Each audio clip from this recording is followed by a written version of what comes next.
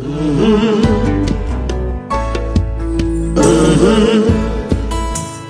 the game gets rough and this life just seems so tough, make we talk, my people, make we talk.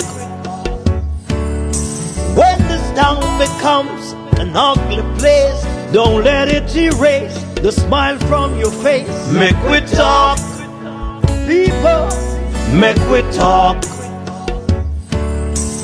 Conversation is the key, a guiding light for you and me. Spark a talk and you will see. Conflict solver A to Z. World leaders master the art of self-defense just by talk. So people, make we talk.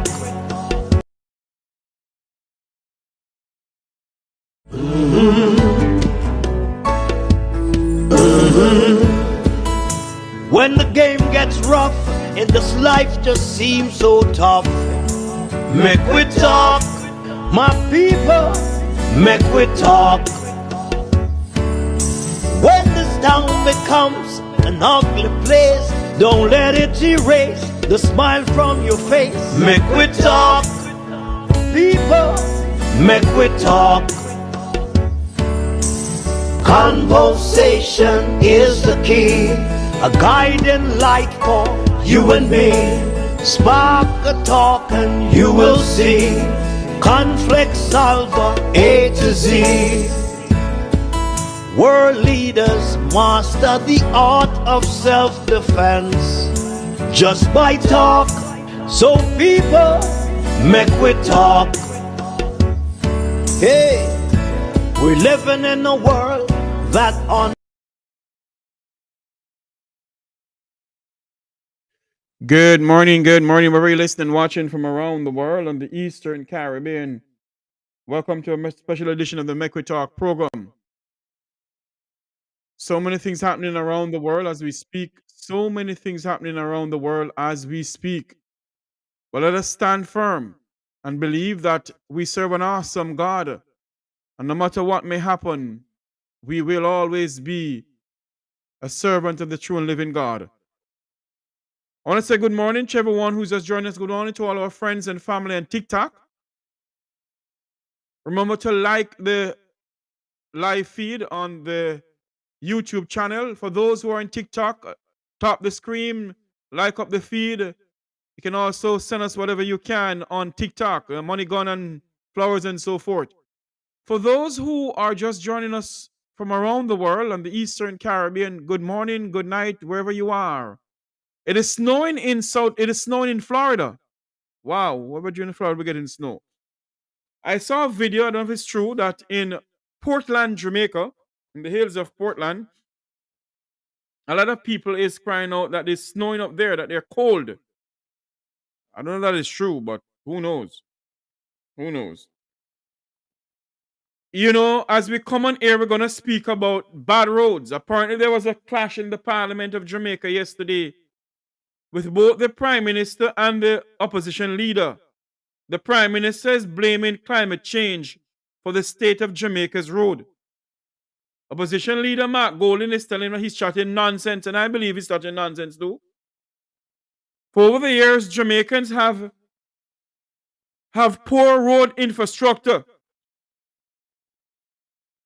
Poor roads infrastructure, wherein they have contractors who they give the contract. Some of them never do a contract working all their life. And some of these contracting companies owned by politicians. We have to call it a spade, you know. We have to call it a spade for what it is. Many of these people who are contractors who are building roads in this country, many of these construction firms are owned by politicians. And politicians are the one who, under the quiet, lobby that their firm or their friend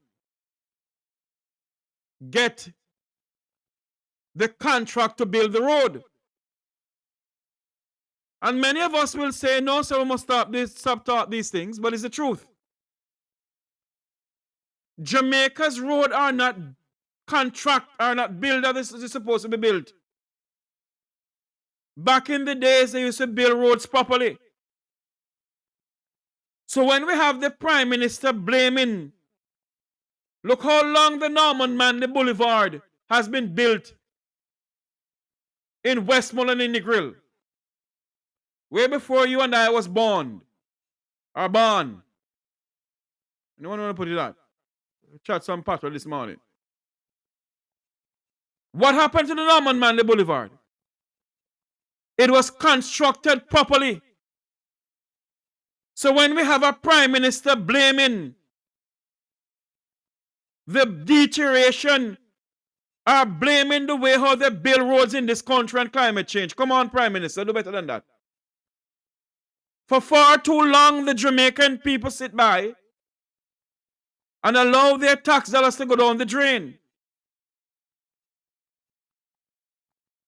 The bad way how they build the roads in this country.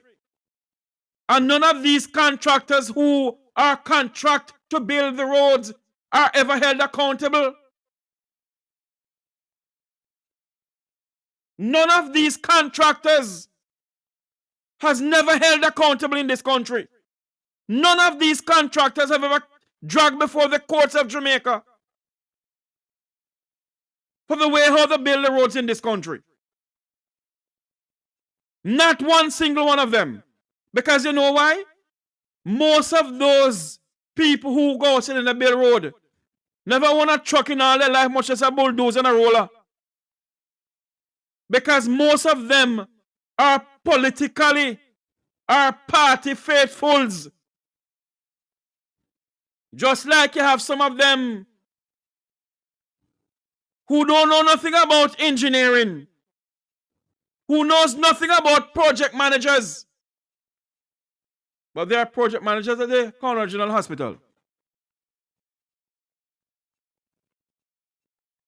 So don't come and tell the nation, Honorable Prime Minister, that the bad infrastructure or the bad roads in this country is caused by climate change. Use the Norman Manley Boulevard in Negril as a prime example. I want to mash up the road now, I want to digging up the road in Negril, in Norman Manley Boulevard, where I feel so now. But that road has been, that road was built back in the days by the Public Works Department. And those roads stand up to the test of times. So don't come and tell the people of this country that because of climate change and the way how they do the roads, the way how water and so forth, if you, Prime Minister, was telling Stephen Shaw that he must go out there, get him behind and go out there, and nobody will be getting paid until we test the road properly. We cannot use mall alone. We can't be using mall and tar alone to fix roads in this country. And then you're gonna go to the People's Parliament to tell the Jamaican people, Prime Minister Holness, that is climate change is the way how to build roads in this country. Because friends and cronies must nyama food. The two political parties always do that. Nowadays, what is going on in Jamaica under this government is worse than anything else in this country. Because friends and cronies must nyama food off of taxpayers' money. I guarantee you all this $1 billion under the Sparks program that they're going around and patching road and doing all kinds of road. It will not last long. When the next hurricane season starts, it's another $1 trillion again to fix roads in this country. Because none of them will ever go out there. Because they pick up some fly-by-night, pitch-by-day contractors who know nothing about building roads in this country. When you're building a road, I remember back in the days, you get the stone, you put the marl down, you put the stone and you roll it. You put the marl again, you roll it, then you put the stone and you roll it. You wet it to set it. And you roll it again and put some more marl and some more stone. Nowadays, I saw some marl, and some of the marl they come from one quarry in a St. Thomas. Where that quarry, Jeffrey behaved himself this morning, that quarry,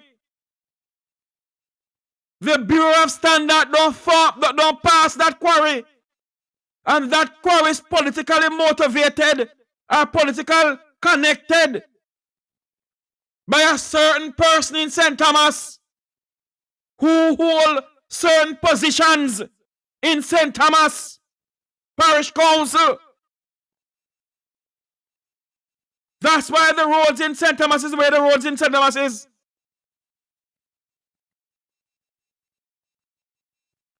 So don't come and tell the people of this country, Mr. Holness, that climate change is a problem why our roads are what our roads is. We're no damn fool in this country.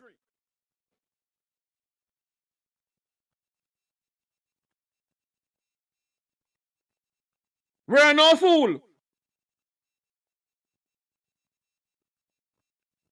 You don't come and tell the people of this country about no climate change.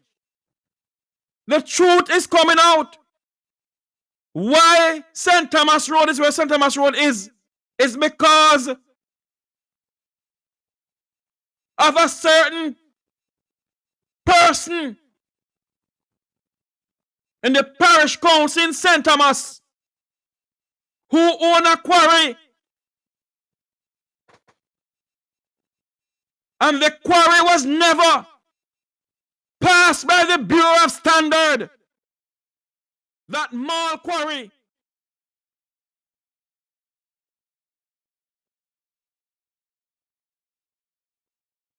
Was never passed by the Bureau of Standard.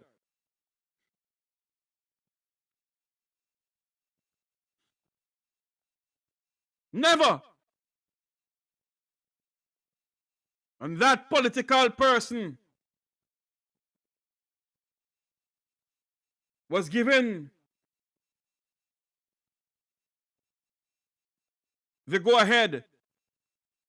We can get millions of dollars from government to help fix road with the nasty, dirty mile we have.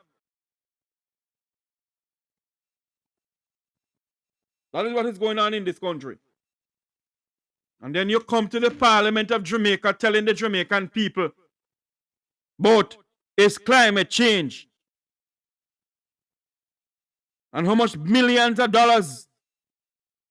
How much millions of dollars?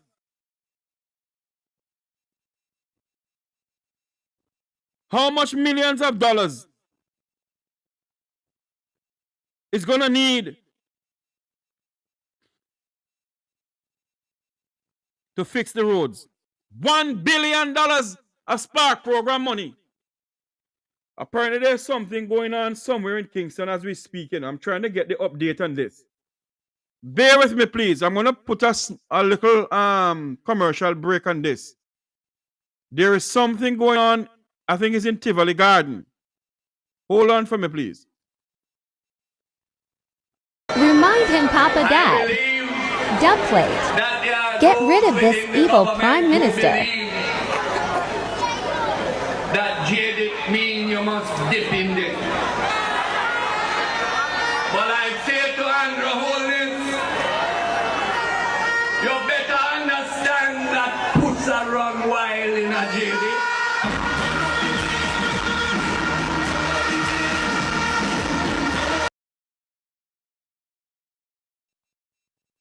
Remind him, Papa Dad. Dubplate. Get rid of this evil Prime Minister. That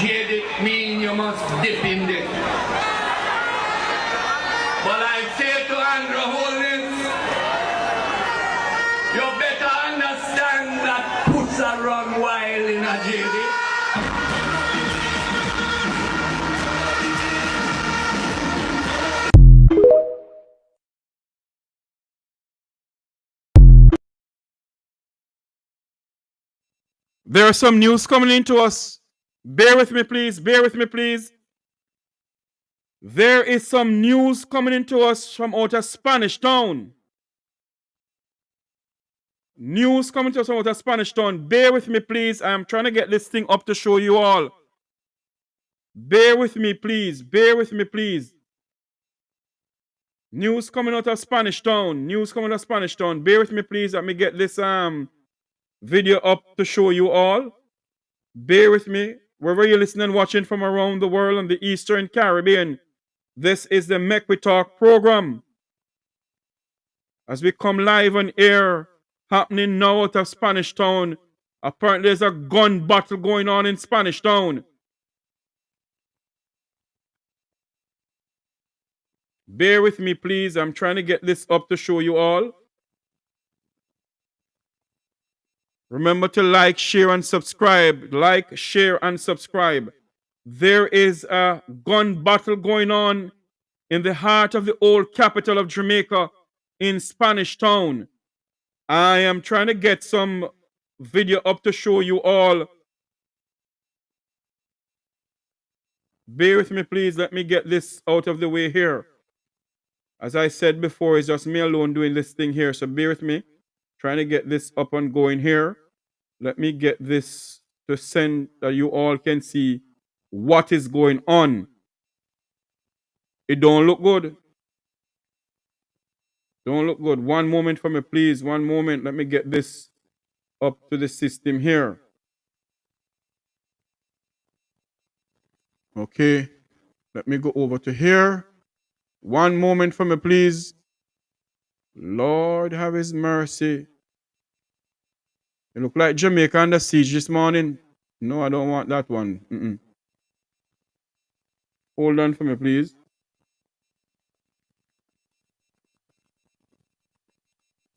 Look like Jamaica under siege this morning. Just a moment for us, please. Let us get this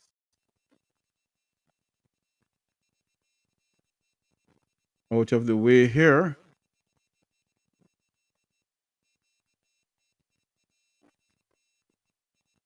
One moment for me, please. One moment. You know, these things take a little time to load. But apparently there is a gun battle going on in Spanish Town. I don't know if it's between thugs and police officers or between thugs and thugs. Stand by for the live coverage of this. Okay, let me go back to this now. One moment, please. Let me get this out of the way to send to you. I don't know what's going on. Hold on there. I see something coming into my phone. Bear with me, please. Let me get this. Morning time over that side, over that part of the world. Yo, big war in a Spanish Town, big shootout, police, gunman. I understand they only done son over here. So the man then light the road and them a big shot off of police. Police a big back shot. Yeah, police are run attack for themselves. 4 Hilux van mash up, puncher. You know, police have to rim them. Right now the army gone over there. Seeing. Okay, hold on for me, please. Let me get this. I have to show you guys the video. I have to show you guys the video that's going on in the old capital of Jamaica as we speak. As we come on air here. The old capital of Jamaica is under siege. Prime Minister Andrew Holness. Bear with me, please, that I get this thing and show you as the old capital of Jamaica right now is under siege.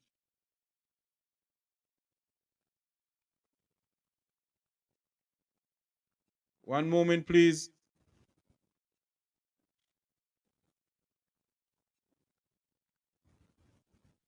I don't know if anyone out there from Spanish Town, if anybody in Spanish Town can give this program here a call, that would be good. Because we need to get to the bottom of what is going on.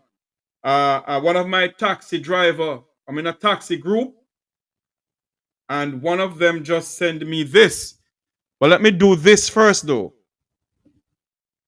This is Make News just coming into a news center that police and gunmen having a fierce gun battle in the old capital of Jamaica, Spanish Town, as we speak. Viewer discretion is advised. Viewer discretion is advised with these videos I'm going to show you. You know, see, I left me name in the game. Put us in ice, make you pussy them.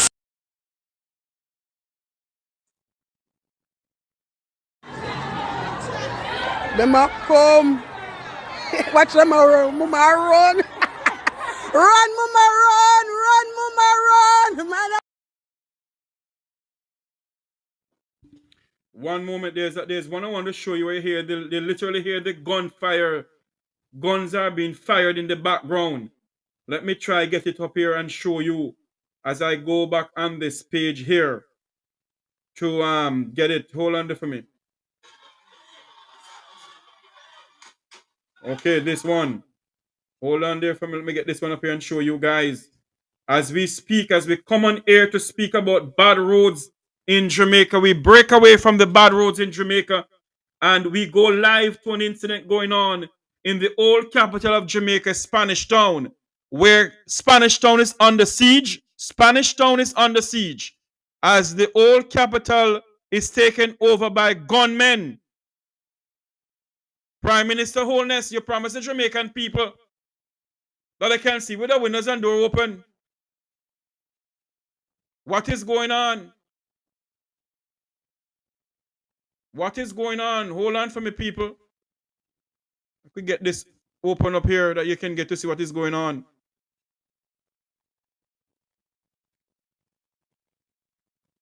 Not this one. Just a moment, please. Just a moment, please. Just a moment. Just a moment, please. Just a moment as we get this out of the way. Lord have his mercy. Whoa, Jesus. Yeah. Mighty God of Daniel, where are you, Father God? One moment for us, please. One moment as we get this out of the way here. Get this up and going. One moment for us, please. We're trying to get this video here that you all can see what is going on. But based on what we are seeing, based on what we are hearing, apparently the old capital of Jamaica, as we speak, look like it's under siege by gunmen. And the Prime Minister promised the Jamaican people, oh, here it is. Thank God it's up. Hold on for me now. Okay, let's go back to this. Go back to this. Here we go. If you're just joining us, wherever you're listening and watching from around the world and the Eastern Caribbean, wherever you're watching us from around the world and the Eastern Caribbean, we came on air to speak about bad roads in Jamaica, where the Prime Minister is blaming bad roads and the climate. And as we come on air here, it was brought to my attention that there is a fierce gun battle going on in Spanish Town between gunmen, police. We are being told by our sources that the Jamaica Defense Force is on its way to Spanish Town. I'm being told that the JDF Air Wing is en route. We don't know if they can go over there with a helicopter based on what is going on. But based on what we're hearing, the old capital of Jamaica is under siege. This is what we're seeing.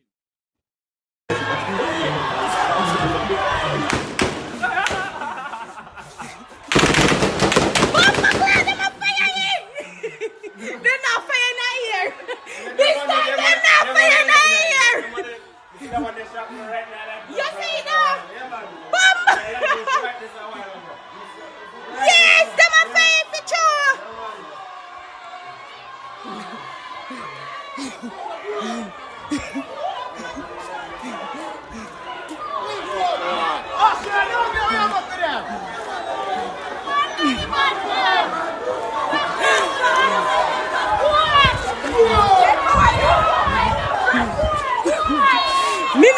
a shot come catch you.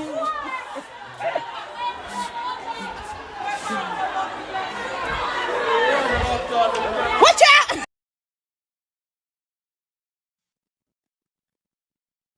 Based on what we are hearing now, based on what is coming over the news network, that if you're just joining us, let me recap all of this. This is Make We Talk Breaking News. For those who are just joining the Make We Talk program, as we come on air to speak about a clash in the parliament between the Prime Minister and the opposition leader about bad roads in Jamaica. We just came on air and now we're hearing, based on what is coming to us, that there is a fierce gun battle going on in Spanish Town between gunmen and police officers. I'm going to play audio here. We do apologize for the expletive in this video that we showed you earlier on. We're going to go back to the roads, but this is news that is coming into us. We have to deal with this first. Based on what is going on, based on what we're hearing, there is a fierce gun battle going on in Spanish Town between gunmen and police officers. We're being told that the Jamaica Defense Force is en route right now to Spanish Town. We're being told also that the JDF Air Wing, confirmed report that the JDF Air Wing is en route. We don't know if they can go over the area because of what is going on. But based on what we're hearing, that there's a fierce gun battle going on in the old capital of Spanish Town. I want you all to listen to what a taxi driver just sent to me. Morning time. One moment for me. Morning time over the side, over the part of earlier. Yo, big war in a Spanish Town, big shootout, police, gunman. You understand them only dance on over here. So you man then light the road and them a big shot off a police a big back shot. Yeah, police are run and take with themselves 4 Hilux van mash up, puncher. You know, police have to rim them. Right now the army gone over there. Seeing about four windshield damage. I don't know if I shoot then shoot or I stone them flinging it, but that a go on for what a go on right there now. That a go on for what a go on right now up there. Right now as me speak. There you have it. As we come on air, you can hear that from a taxi driver. We also can see videos. We do apologize for the expletives in this video, but this is what we're hearing. What's going on over Spanish Town as we speak.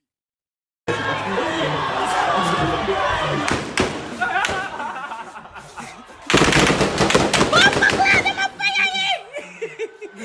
firing out here. This time they're not firing out here. You see that? Boom! Yes, them are firing for sure.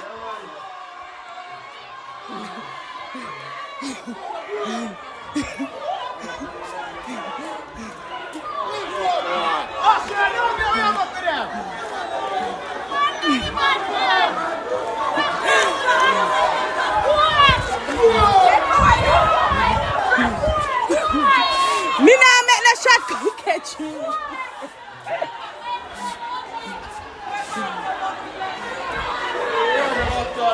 Watch out! Wow. There you have it. As we come on air, ladies and gentle people, remember to like, share, and subscribe. Hit the bell icon. Hit the super chat for us. But as we come on air, Bolo, give me a call. Your take on all what is going on. All hell breaking loose in Jamaica. Bolo, my good friend, give me a call. Let's talk about this. If a prime minister promised this country that he will let Jamaicans see with the windows and door open, and now this is happening. Fierce gun battle going on over by Spanish Town. The old capital of Jamaica is under siege. And that's the only way we can put it. The old capital of Jamaica is under siege as gunmen taking over the old capital, police officers trying to calm down what is going on in Spanish Town. The Jamaica Defense Forces en route. Is Jamaica become the next Haiti of the Caribbean? The old capital is under siege. The Prime Minister of Jamaica has promised the Jamaican people that they will sleep with the windows and door open. Last year, 1,121 Jamaicans have been murdered in this country. People call in and share your thoughts. 954-529-8030. 954-529-8030. Call in and share your views what is going on in Jamaica. Last year, we ended December last year, where 1,121 Jamaicans have been murdered. Since the start of this year, 44 Jamaicans have been murdered since the start of the year. And based on what we're hearing right now, Spanish Town, the old capital of Jamaica, is under siege. This is Make We Talk breaking news.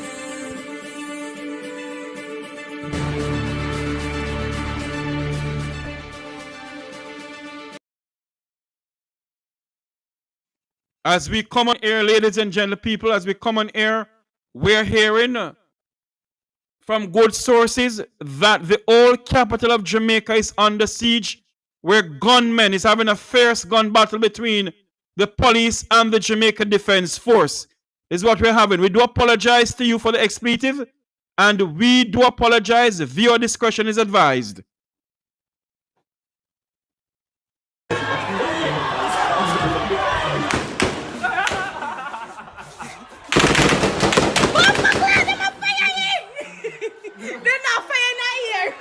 This time they're not firing out here. You see that? Boom! Yes, them are firing for sure.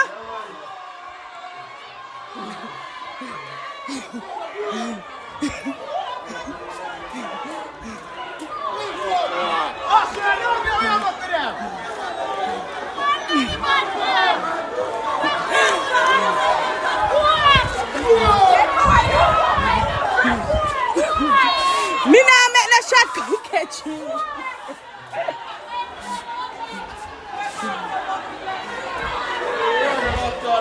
Watch out!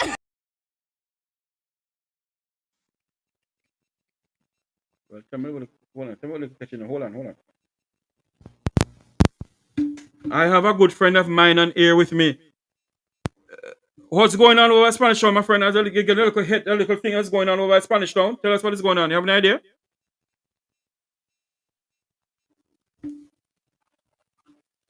Hold on for me. Hold on.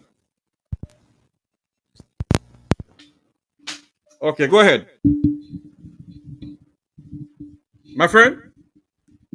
Yes, man, I am here. Yes, go ahead. Where you said going? You're not on the spot. What is going on? But you're nearby there or something? The spot, but what I understand that there is a little flare up in Spanish Town. Yes.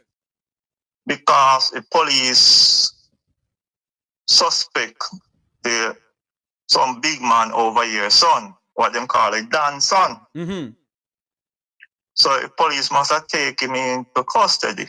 Uh-huh. And because of that, the people them say police violate, them talk, violated Dan. Mm-hmm.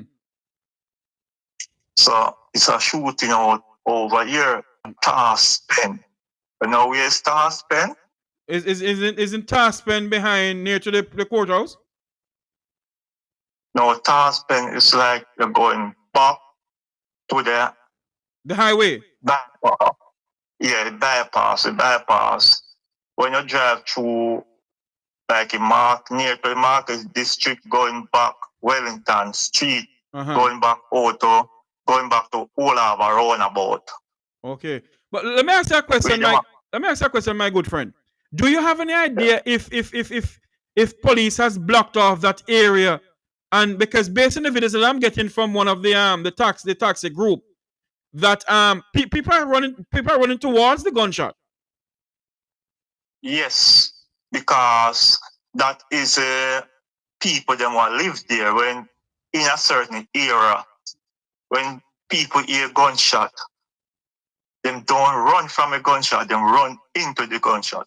My God. Because everybody want to see what taking place. Everybody videoing and those things. Everybody have them phone. Because it's an era where you have these high-rise and building in Spanish Town. Right? So around there. Let me ask you this question, though, caller. Do you believe that Jamaica has put a damp on their crime situation in this country? You believe that these SOEs, those on state of public emergency, working? No, it's not working. Crime gone up. Crime up. And we have to take some of the blame. Yes. And we have our leaders them.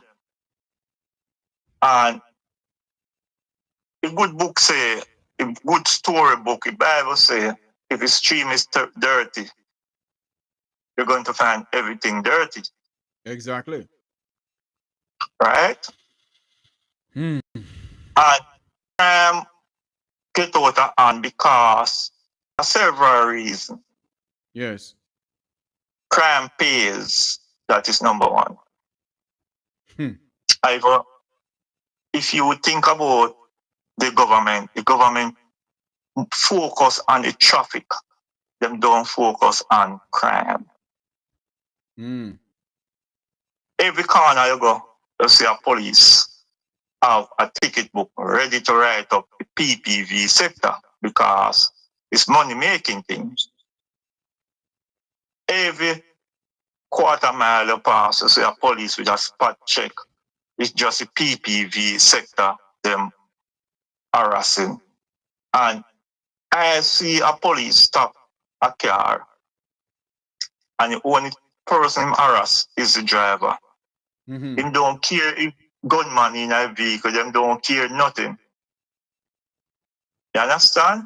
So that is a heroes where we are living to now. Yes. But you know, caller, people are asking the question if it's a prime minister send people to go down there. A lot of people don't understand certain things, you know.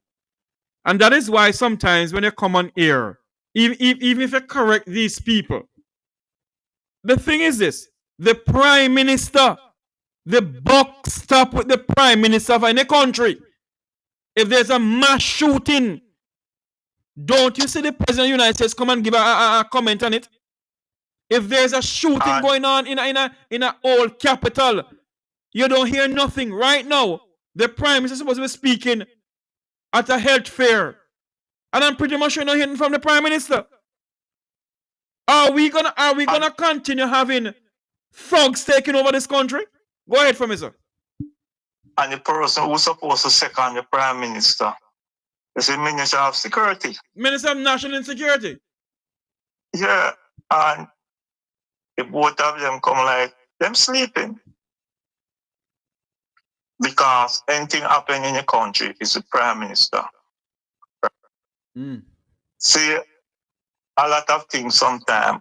To me, the prime minister don't watch news. I believe the prime minister don't watch news. You watch news, man? Because a lot of things on news, a lot of things on TikTok.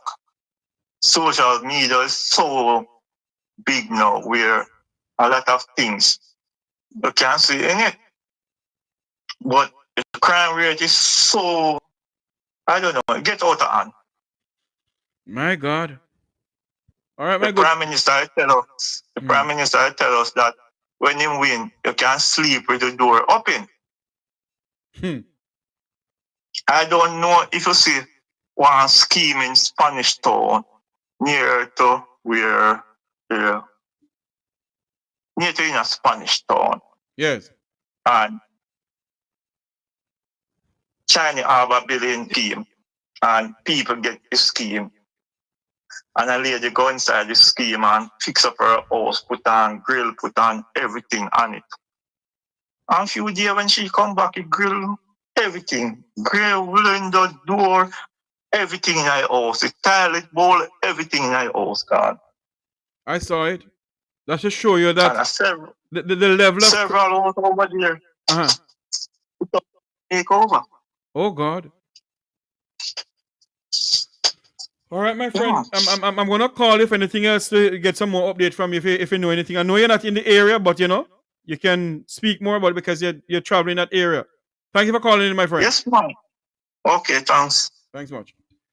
If you are just joining us, if anyone who is just joining us, this is what we're getting, and apparently no other news organization in Jamaica. You see what these things are mean? I am looking on my thing here, and I don't see wherein. For those who Miss Winnie and Miss P, you're calling, you can call us back. For those who I am here looking at the Jamaica Gleaner, the Jamaica Observer, and the nationwide thing, nationwide news. And I see nobody says anything about what is going on in Jamaica. Good morning, welcome to the Make Talk program. You're live. Yeah, morning. Morning, sir. Morning, everybody. There. It's from day one where a lot of people fail to realize is that are they car that draw the horse. Yes. You see? What is that when you find somebody in a position of authority, particularly, you know, in a case like Jamaica, where the youth them wayward and behave like that, you find that person supposed to be or make himself be an example of the change where he might expect or where the nation deserve to move forward. You understand what I say? Yes. When you find the leader come out and go down to the level where the youth them there and project him level of leadership or in position of authority from the perspective of the youth them, you know, this clerks business and government badness and them type of thing there. It's like you inspire that sort of mentality about the place. You get what I say? You diminish the moral standard where people grow to learn, or at least the standard where enable you know, society. You know, see. Other than that, the next thing where this vibe, where when you observe this violence and this or this thing, or the whole thing set up, you can't look on it any other way. Like so, well then this thing probably is you know, it have some enabler some way. Because it's a very welcome distraction to a lot of things we are going behind the scene. You understand? When you observe the argument where when it comes to the financial climate and the GDP and thing like that, you hear a brag, you hear a show off with a grow, this and that. Yet still, you know, see it a reflect on the necessary elements of society to create the change from the high level crime and violence where what we see exists today. You know, see, listen, investment are going on here, and when you observe the you know, the reaction from those who, you know, the political authority, when they themselves come under scrutiny. Let me ask you a question, though, caller. Let me ask you a question, though, caller, because a lot of Jamaicans, they are so die-hearted and blind to the situation going on in our country. Do you believe, or do you think that the two political parties in our country has done anything to solve Jamaica's crime problem? To date, no. They have, you understand me, but it hasn't solved. Maybe they try, but whatever they are trying hasn't worked. So we can't say work. Who try harder is a different analysis. You understand what I say? Things is worse. It's evident. It's the proof is in the page. You understand me? So I mean, you know, the reality answer the question for itself. Yeah. You know, see, so hopefully, yeah. All right, my friend. We get concentration in another area from the expected prime minister where he can focus on some tactics where we create a change, you know? All right, man. Thanks so much. Yeah. Thanks for calling in. Yeah, man. All right. A lot more people are calling and I couldn't take your call. You can call in back now.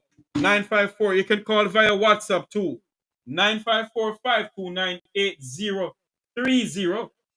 That's 954-529-8030. That's the numbers to call into the program. What is this?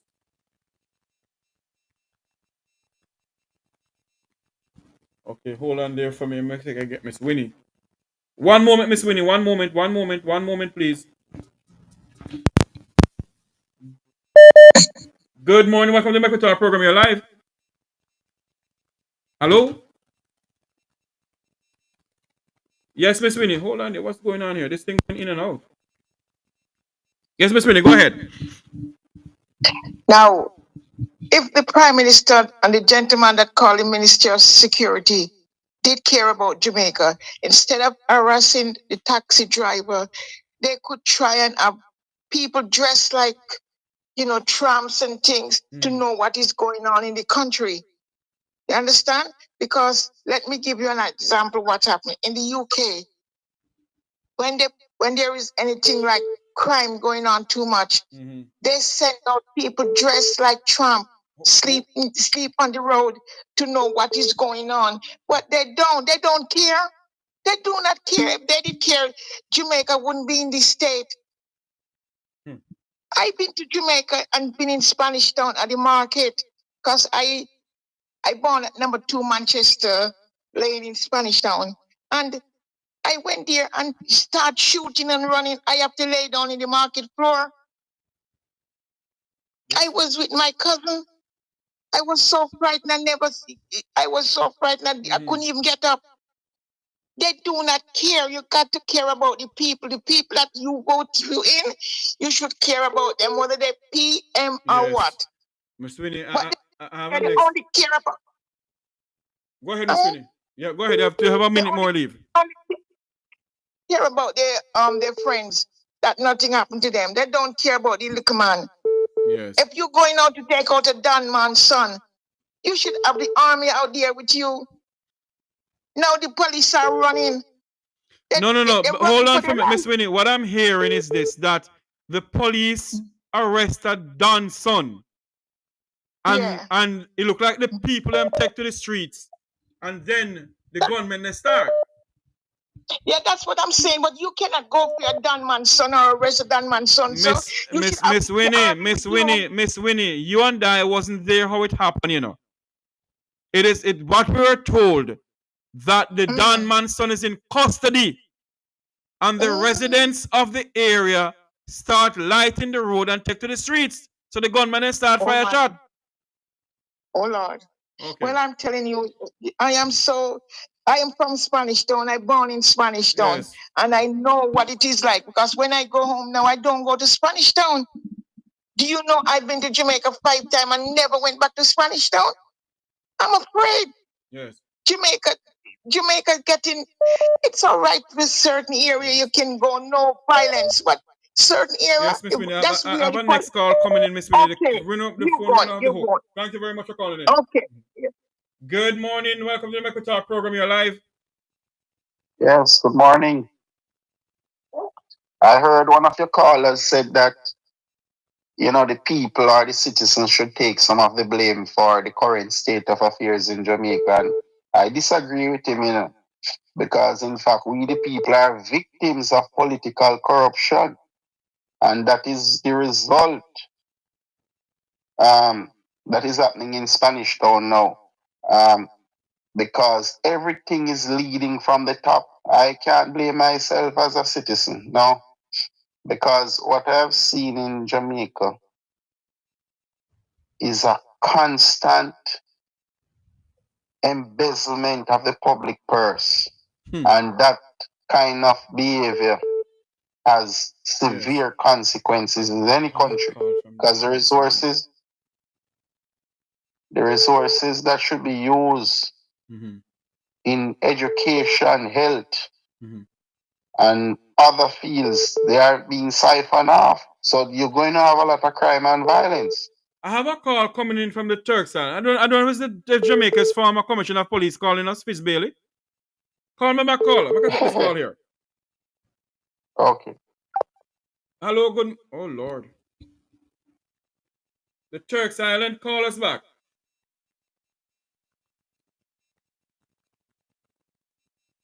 Call us back, please.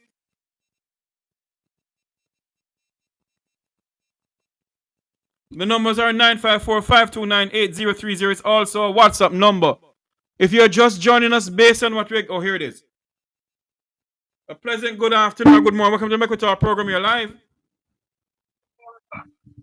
Hi, good morning. Good morning, ma'am. Hello. Hello, good morning. Yes. Hi, good morning. Can you hear me? Loud and clear from Negril Point to Moran Point, ma'am. Turn off what you have in the background there because you're listening to two things. You're listening to me and listening to that. Turn off what you have in the background and you can listen to me, please. Okay. Can you hear me now? Much better. Go ahead. Okay. I heard that you guys were talking about crime.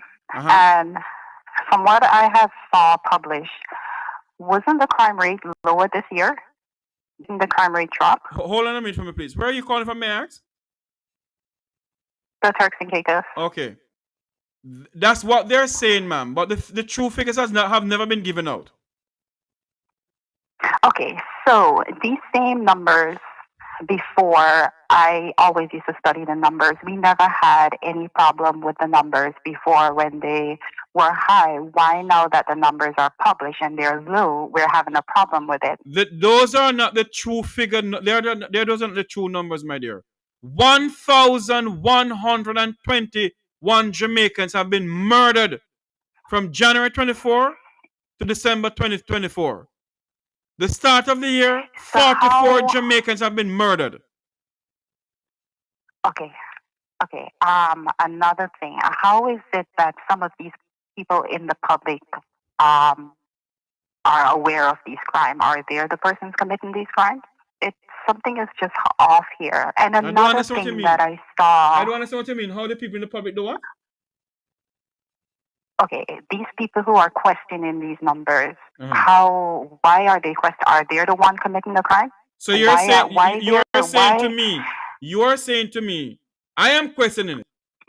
So you're saying that I'm committing the crime because I'm questioning it? That's what I'm saying. I'm seeing a lot of persons on social media, Facebook, Instagram running. And another thing that I saw them running with too is the low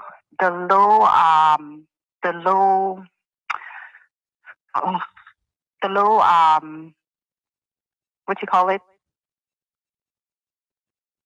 But the person's working. What's the word for it? The low unemployment rate? Yes.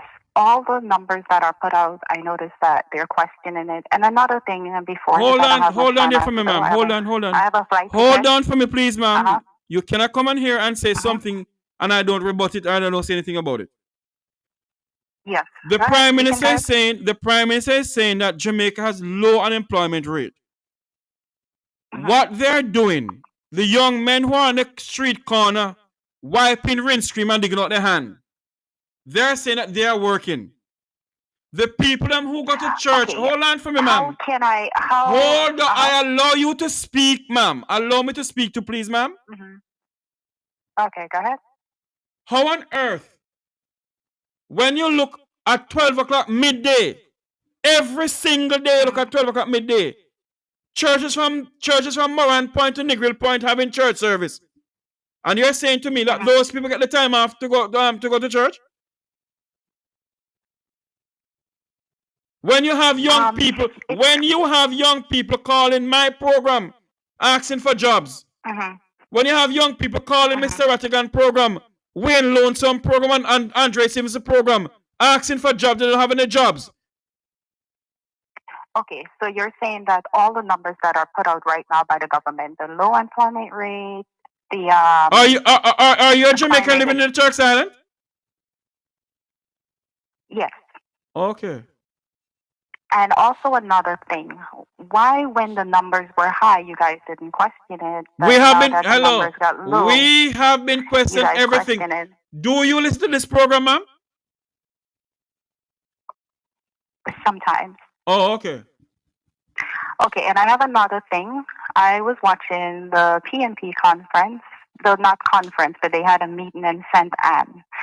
And I was very disturbed with those persons telling persons to fuck their mother and hold on. Don't come on this program using a decent language, man. Please don't. What did I say? Oh, SUY they were using, and they had the gun violence songs that were playing while the Mark Golden was on stage and the other ministers. I think that was a little bit off. You don't think so? Let me say something to you, man. With the high crime rate, we shouldn't have those things. You asked me a question, ma'am. Are you gonna allow me to answer the question? All right, go ahead. Are you gonna allow me to answer the question? Are you gonna just continue chat like Patricia Scotland? No, you can go ahead and answer. Okay.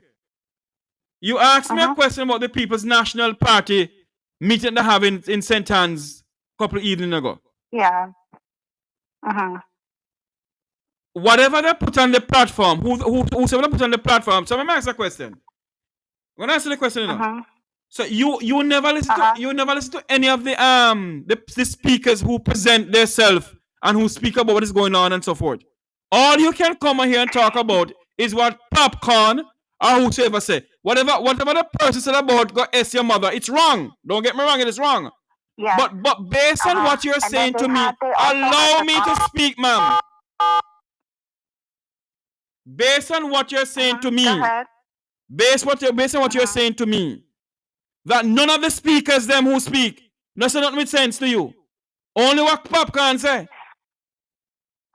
At the first, they were making like good speeches, but then when it started and they brought the violence and the gun violence. What violence? Song and What violence about it? What violence are bringing there?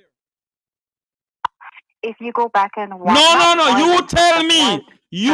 Tell me what violence are bringing there. The songs that they were singing were like.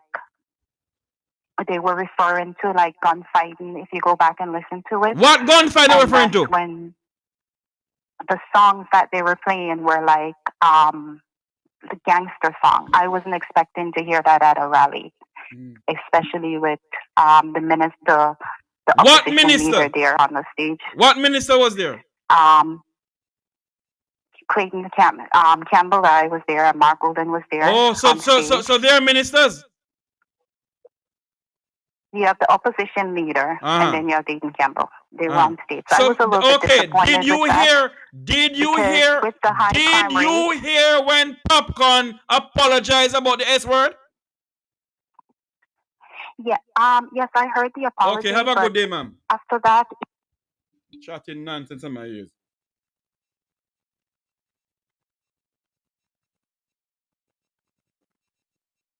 Good afternoon. Welcome to the Make We Talk program. You're live. Yes, sir. Bolo here, sir. Bolo, give me 2 minutes to make call back now, please. 2 minutes to make call back. My good friend, head boy, how you doing? Jeffrey? Yes, sir. You're live on here. You want to talk to me on here? Yes, all I have to say that was a paid advertisement by the Jamaica Labour Party. Yeah, because it seems as it's Fitzbailey wife call we.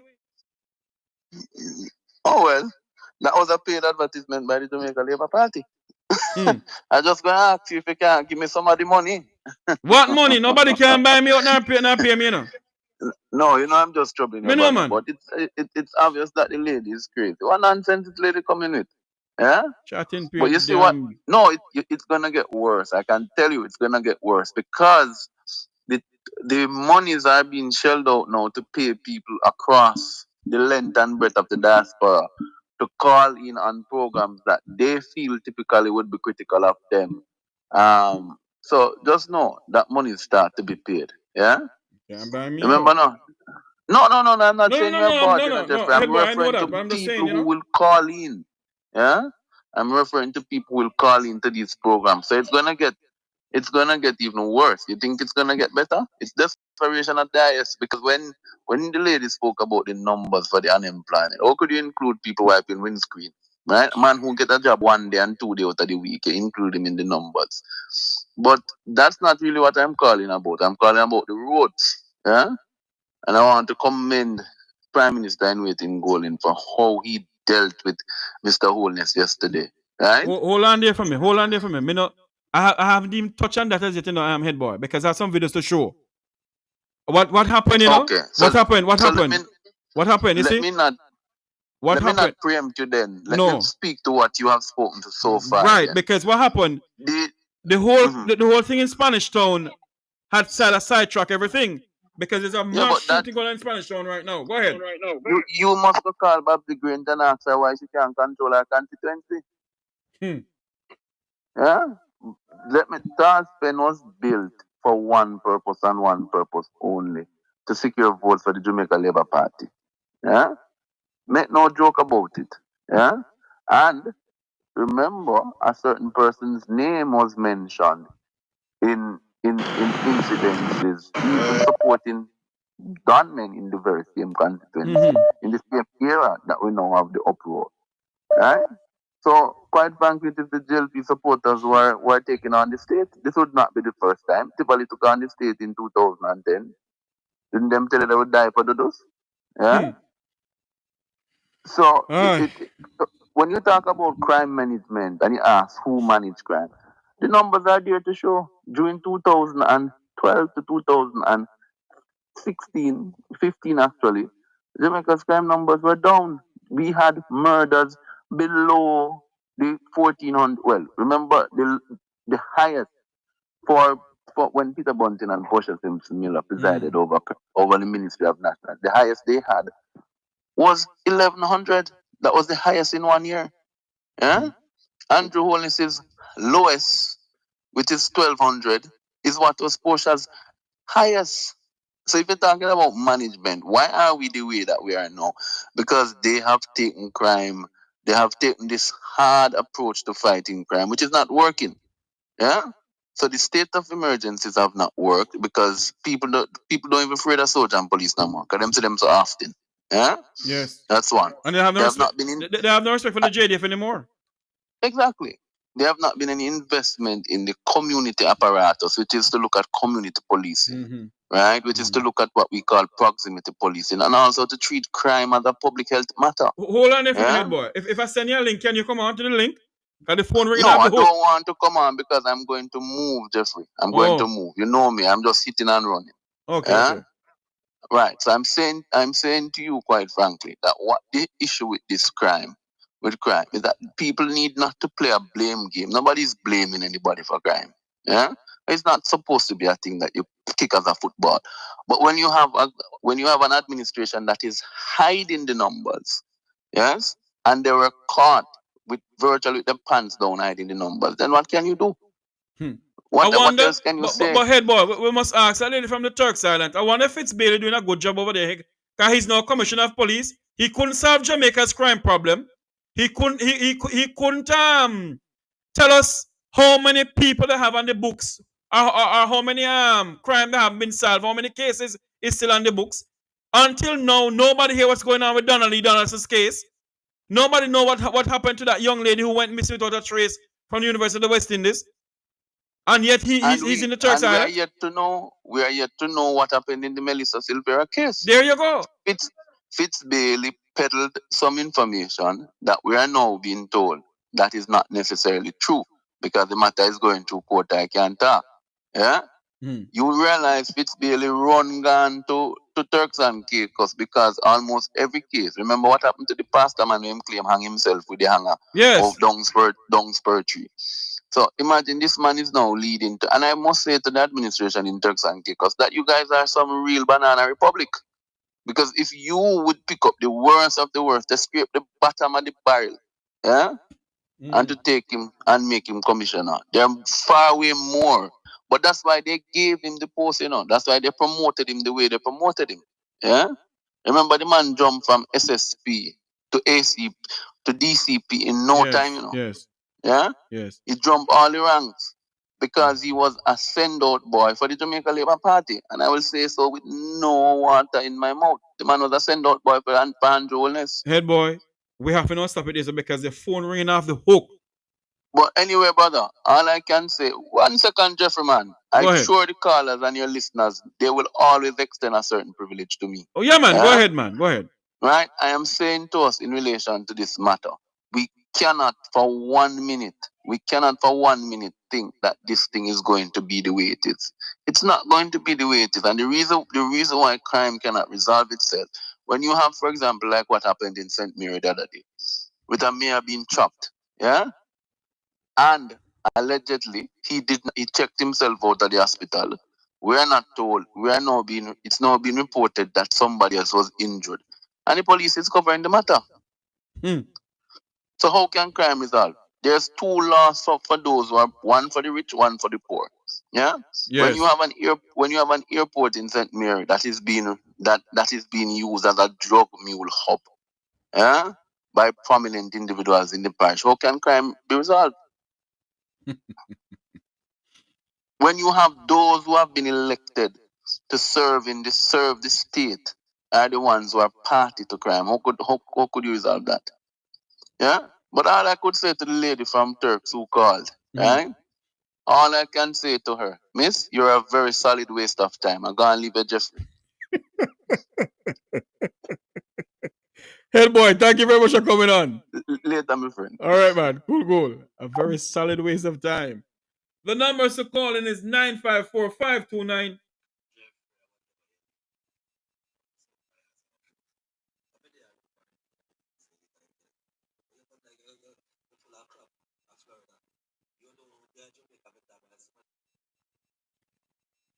Since me, somebody send me a voice now say I'm a solid waste of time, full of crap.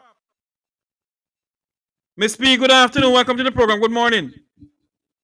Good morning. You know, sir, blessed morning to you and your family. First thing, you lady from Turks and Caicos. Lady, let me tell you something. If you're a Jamaican, talk truth. And if you're a Turk and Caicos woman, talk truth. No, you watch a rally and you pick out the negative part. Did you ever see? You never see when the JLP did have meeting a Mantico Bay with gunshot fire in there. Hold on, Miss P. Miss P, hold on them. Me want to go back to what I go on a Spanish town. Me not listen to the Turks. All right. Let me go there, so now. What is happening in that country with crime? People are saying crime cannot stop, but it can control. This government lead people to commit more crime than others. Babsy Grange and Wheatley, they're after their constituency, two of them share this up. And Babsy alone share this. You have three persons. Yeah, no. You have three persons who share in a Spanish town, man. A member of the PNP. No, man, they attack, yes, but they attack right. This party happening where exactly this up. Okay. Where over you see police them sure, right? There's a Tars pen. Over the other side of Tars, they must change it to Tars Meadows now. Right? Right, that's where you see police them bend on and whatever. Right? Right, that's after Babsy Grange. We know all of this up. Let's know. Babsy Grange supposed to come down and come call him pitbull them. These are the things happening in our country where, so if it was the other side, where they down the road, the PNP side, it would have been a different thing. But Miss P, no. Miss P, hold on here for me. Hold on here for me, Miss P. This thing has been going on in this country from you say when?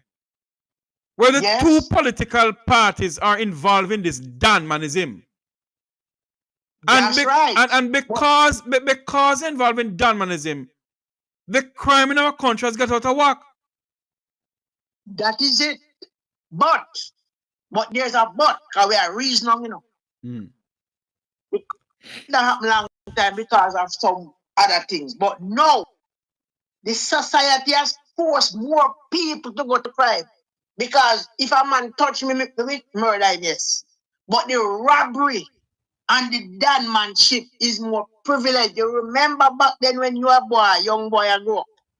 And when a man say my Dan, and when the member of parliament or the government call him up, he have to surrender.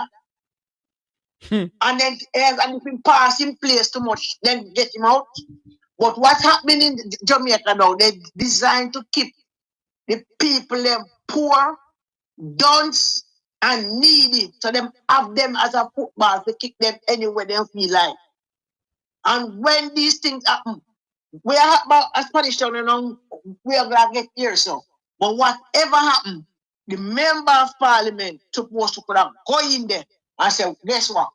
This not gonna work. It not look good. Whether dance on them whole or what, cause everybody all get old. And if they hold him wrongfully, investigate him, let him out back, and if him guilty, hold him. So she step out now, because I fear constituency, and hold him pitbull them. All right. And then people have say if the government can do, the government can do because the box up on them foot with a PNP and labor. People want work, people want live every wage is that work. When you work, you get your pay, you feel good, you can pay your bills, you buy your food, you buy your one drink. And what buy one girl can buy one girl, and what buy one man and buy a fix up with a picnic school. That is it. All right, when you get your money, you buy harder where you want and save the money you got in it, you get your own, you pay your bill, and you feel happy in your country. And make it diaspora, yes, then can cool. That is it we want in our country. So this what I name Jeffrey. This cake and turquoise woman where I come from. You come at Jamaica, come at Jamaica, come take your worst thing. Carry up the a commissioner. Because no. Hold on there. She never said she never said about in the commissioner. Me say you know. No, we see some we see what we see, because we see come out. But let me tell you, Turk and Caicos and Jamaica have a good relationship. But further investigation reveal it. Because we couldn't go to America and go looking worse thing in America. True. All right, we'll go back to class. Thanks much. Yeah. Okay. The number to call in is 954-529-8030. Let us recap what is going on. Let me get something here because something was coming into me. Somebody send me something from Jamaica, so me an idiot. How are you there? So me an idiot, me no live in Jamaica. So you know why me there, the chatter kind of sit me no live in Jamaica. Hold on there. 954-529. All right, Bolo. 954 rather 529-8030. Who this?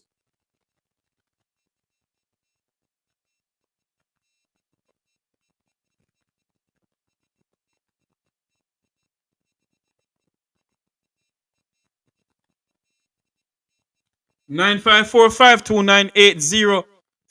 Let us recap what we hear happening in Spanish Town. Then we can do our program that we came here to do.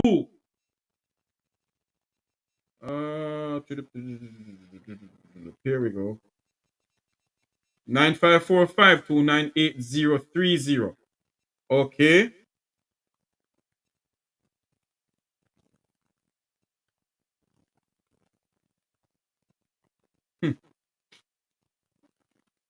All right, let me go back to this. Based on what we're hearing, this is what we're getting out of Spanish Town earlier on this morning.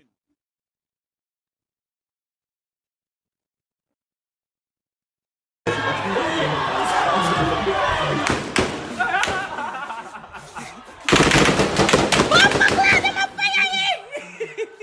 not fire in here. This time they're not fire in here. You see that? Yes, them are fire for sure.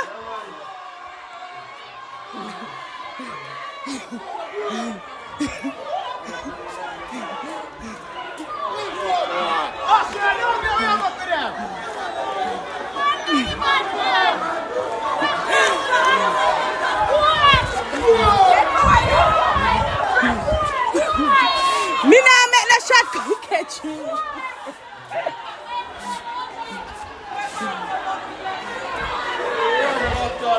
Watch out! Wow, that is what is going on in Spanish Town. And I don't know. I don't know why people believe that because you don't live in Jamaica, you don't know what's going on. Why Jamaicans believe that you don't know what's going on in your own country because you live overseas? Yeah? And they just want to send voice note. Call into the program, may talk about it, man. On the voice note, they want to send. Call into the program, may talk about it. Because I can tell you one thing. I don't afraid of nobody, you know. When they come on to speaking, I don't afraid of soul. I want you all to listen to this here. That this person sent to me a while ago. That me an idiot. Big fool. General, so you can just Hold on there, wait there. See it here. Listen to what this person sent. Jeffrey, or whatever your name. I want to so bias or fool.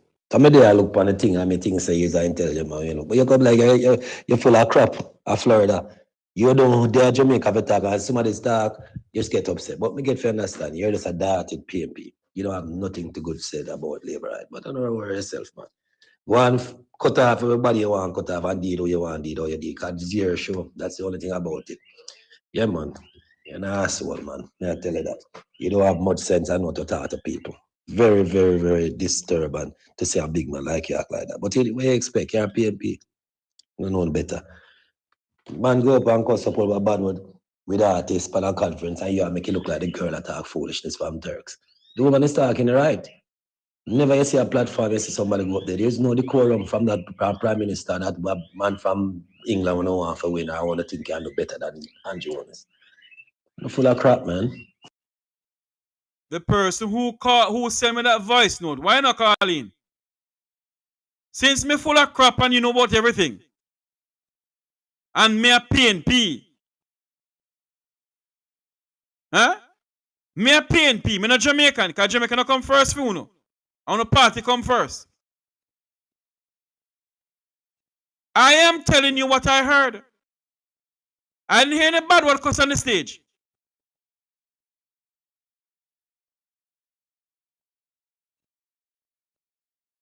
Huh? Call into the program, man. Since you have mouth, call in. Good night, good afternoon, welcome to our program. You're live. Good afternoon, Mr. Jeffrey.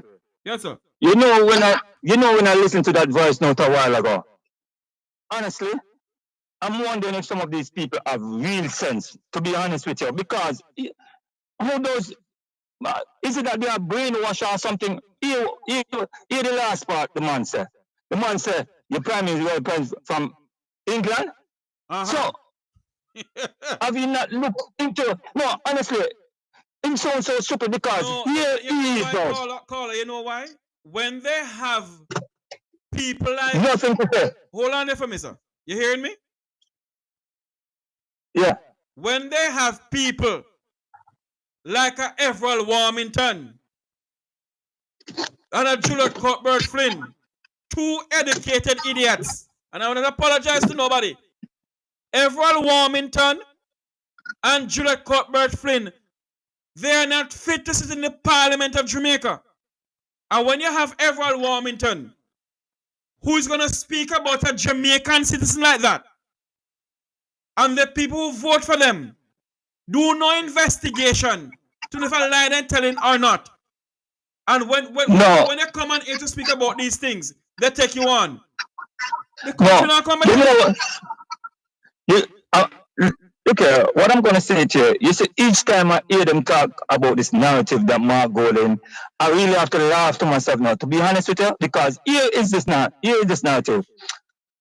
2 years ago, a year and a half ago, they were saying that Mark Golden have one hell of a chance. They have no chance and they want to stay and all of them. Let me tell you something. People do not stone green mangoes. People do not stone green mangoes. Each time I hear Mark Golden speak, honestly, he sound eloquent, he sound to the point. Now, when you look into yourself as a person sending this kind of voice note, ask yourself and ask your kids and your family, is there anyone in the JLP party that is born in England and in the parliament, born in another country, and you're still saying this kind of negative rhetoric? Yesterday when I hear Mr. Warmington about St. Banana boat and the Prime Minister sit down there, the man them not decorum. And these are the things that, let me tell you something, I always tell my friends them and associates, if you have a child going to school and each time you tell that child that he's done, one day he's going to believe that he's done. When the Prime Minister is saying that the country is beautiful, beautiful, beautiful, he let it sound like a utopia. He just believes in his own ideas. He doesn't see the reality. And this is what is reaching some of these people. Because they listen to, they are gullible, they are ignorant, and these are the reasons why they try to not to educate some of these people. Because just like the Don ship in Spanish Town right now, let me tell you something. They have these dons to secure votes. The people has become so their savior, not the politician or the leaders. Is the Don has become their savior because you know why? The power that they have given these people. So when you have this gentleman coming out and speaking this kind of nonsense, have him sit down into himself. Okay, if you want to defend a party, it's no problem because everyone has to choose his rights who you want to support. But listen for yourself. Do not be a follower like a sheep going to a slaughter and you don't try to find the facts. Where was Mark Golden born? In Jamaica. Machichu Samira, where was he born? If you're going to put facts together, who is sitting in the parliament that is not born in Jamaica? And you're a Commonwealth citizen, you have every right. I'll tell you something, sir. A lot of Please, Jamaicans has never seen a copy of the Jamaican Constitution. A lot of Jamaicans do not know too much about Parliament, They join a bandwagon. The friends are on social media chatting about all kind of things, so they join the bandwagon. I would advise that person to find out which Israeli sitting in the Parliament of Jamaica. Look here, when I was going to school, there was this book named Civics. Yes. There was this book named Civics. Let me tell you something. I have some letter calls coming in. Okay, cool. Yeah, man, thanks much. Good afternoon. Good morning. Welcome to the Make Talk program. You're live. It's just Chris. Well, I'm Chris. How you doing, man? Used to win a fling a stone in a hog pen and it lick a hog. The one who ball out of the one who get the hit. Listen, one thing you must learn, Jeffrey, and I know you know this. If you weren't saying anything that is true, they wouldn't react to you because politicians only react to people when they come and have an effective message. Right. We are just the messenger, Don't blame the messenger. The road conditions in Jamaica, even the blind could see. I have friends that go to Jamaica all the time and them come back and them say, Chris, boy, the trip was good, but boy, the road, them in terrible conditions. I hear that over and over. It's not we make this up. No, after 9 years, I've been in power. If you even arguing about roads, you have failed because as a government, the things you should be highlighting is how good your education system is. You're turning out future scientists, doctors, all these kind of things, people who can uplift the society. You shouldn't be arguing over roads and garbage truck. That tell me you have failed. But because you know something, Christopher? What I realize with Jamaican people, and I will use an example of the Democrats and the Republicans in the United States. If Jamaicans would take a book out of those people books, they'll understand the dynamic and the facts of politics in our country. When you talk about what's going on in the country, go where you're dirty comrade. When you talk about what is going on within the PNP, go where you're dirty labor right. Jamaicans will never one day come and say, you know what? Well, let's put our country first. Never. Yeah, because as I put in one of the posts I just told you, those people generally, them have them head in the political draft, Them they're only concerned about what is good for them, not the collective. Only what is good for them. So that is how Jamaica is run. Nobody care about them neighbor. If them have water, them neighbor can morning. As far as they are concerned. They don't think in a collective way how to move and lift up the country. It's every man for himself. You understand? That's why the politician them can get away with what they get away with, because there's nobody, there's not a collective movement. If you look, Jeffrey, for example, the guy that is heading the movement about the beach thing in Jamaica, that guy was living in the United States, you know. Yes. And yeah, this is a guy of, you know, immense qualification. He could have stayed in the United States and fatten in pockets, but he went back home. But every time I see this guy out there advocating for Jamaicans, I don't see nobody behind him. One and two people, they are looking for a Marcus Garvey. They are looking for a savior to come and save them, but the savior is them. There is no, the Navy not coming. The Navy is each people coming together collectively and putting pressure on the government. When they see us standing together, that's when government usually react. So people like that guy, them guys are idiots. You see, let me tell you something, Jeffrey. You see them people there? Them set the bar so low for Jamaica. Them can't live in that garbage. Them can't go without water. Them can't live on the bad road, because their expectation of what a country should be is so low that as long as them can eat on dumpling and go river, then good. That's where the bar is. We, on the other hand, we look at Jamaica and see it for what it could be. But them just see it because them can just get for them look $5,000 and then box lunch, and them can gaslight some politician and them good. Yes. So that's why we are so far apart, because what we see Jamaica could be, we understand it takes sacrifice to do it. And we think in terms of generation, right? But all they want to do is fatten them belly and take our money and sit down and gaslight with two politicians or pass through. So I have people like that who won't even waste my bread pan. I won't even waste my bread pan, because they're so far down in the bottom of the pot scum. Why would I waste myself? Let me ask you this question, my good friend Christopher. I came on air this morning to talk about the bad roads and whatever. As I come on air, something just sidetracked me. I don't know if you're aware of this, that there's a mass shooting, well, not mass shooting. There's a fierce gun battle going on in Spanish Town between thugs and security forces. Mm-hmm. I saw it. And I saw the post you put up there. And it begs to ask the question, are they trying to stem Jamaica's crime problem? Because obviously these SOEs and Zozos not working. Jeffrey, the crime problem in Jamaica is very complex, and it will take decades to really solve it, because the people themselves is in such a bad state mentally. Mm-hmm. Because if you break out the crime in Jamaica, a lot of it is interpersonal thing where people chop up the murder and kill the murder. The killing thing in Jamaica is so broad and wide that it's going to take really a serious effort.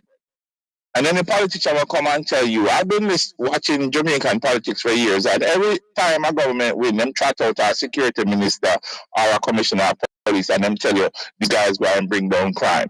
But it's not true, because the crime problem in Jamaica is very deep. It's very rooted in the culture. The killing, Jamaicans kill each other for very simple things. So how you go and reverse that thing? We have to get serious. These things they use these things as political tropes when they roll out a commissioner of police and them tell us that this man can roll back crime. It's not true. Let me say this before I get out. The only way to really break the back of crime is to invest heavily into social programs and education.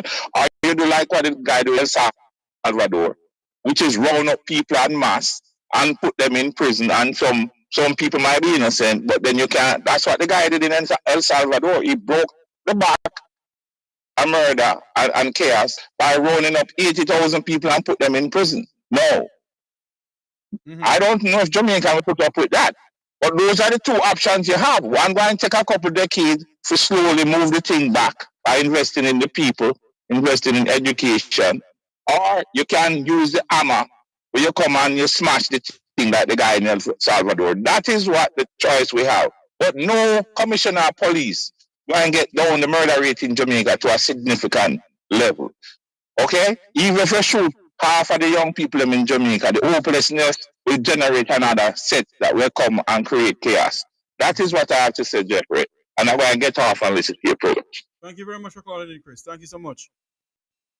Thank you. Let's go back to, we're going to talk about the roads now, but let's go back. Let's just recap this as we talk about the roads in our country. Based on what we're hearing, this is what happened in Spanish. Them a come. What?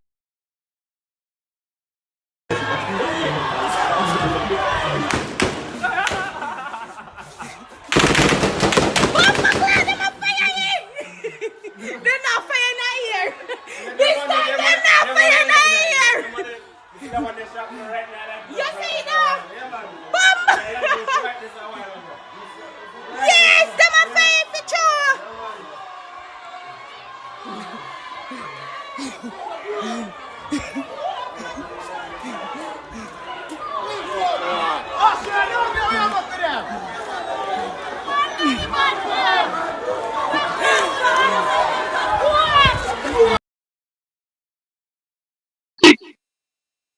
Hello, welcome to the program. You have to turn off the TV in the background, please. Welcome to the program. Yes, Mr. Jeffrey. Good afternoon. How are you doing? I'm here looking and looking, sir. Okay, yeah. And first of all, thanks for taking the time out to do what you don't have to do and doing what you think is right to be done in enlightening the people that is in darkness about their surrounding and the expectation, what they should expect and what they should not accept. And the fundamental thing is that, Jeffrey, I am a bit confused. Like when I say confused, I'm real confused. I read a lot, I think a lot, I meditate a lot, but when it comes to Jamaica, nothing seems to work. Because I'm listening to Jamaican talking, and I'm puzzled. Because look at the condition of Jamaica, for example, and the Prime Minister say that just because of the weather why road cannot fix. I agree. Let's say I agree with that. Then how is it that people don't have water in their pipe? Because I will agree that it's the weather. I will say, yes, I agree 100%, sir. It's the weather, yeah. So explain to me now what caused people not to have water in their pipe? Through the whole weather period that you claim that it was water, rain was falling or whatsoever, while the road cannot be fixed. And at the same time, Prime Minister, let me ask you a question. Are you not building highway in the rain? Do you put a tarpaulin over it? Do you put a stadium over it? What do you put over the highway that you're building in the rain? Because I'm not getting it. And then the third question is, who benefit from the highway? Do the populace of Jamaica benefit from the highway? Do the regular people benefit from the highway? Or the local road do they benefit from? And at the same time, Prime Minister, you don't have money. Then why is so much money spent on renting building? How much Jamaican drive on a building? I'm not getting it. Why was Charles Big not fixed? And there's so much question, unanswered question like, Jamaican would like answer to not PNP JLP, because I realize in Jamaica, there is no Jamaican in Jamaica. The person that is in Jamaica is PNP and JLP. Because our Jamaican could never ever say stuff that is being said now or accept what is being done in Jamaica or taking place in Jamaica. Never. Not the Jamaican I know. And not only that, you know, sir. If you come here and talk about what is going on in Jamaica, the first thing I'm gonna say, you live in South Florida. Where you know what they're going on in Jamaica? Well, I said it yesterday. Is this? We're sick as hell in this country. Yesterday. That's why I said you're not Jamaican there, and that's for that same fact. Because, my friend, all that is happening, all I see that is done in Jamaica, do not benefit Jamaicans at all. Everything, and Margolin touched a point yesterday, but he did not continue. He should have continued. Because, let me tell you, you spend the money. What did you spend it for? Because you claim you spend the money. But how is it that we don't see where the money spent? The money spent in your household, not in Jamaican household, not in the country household.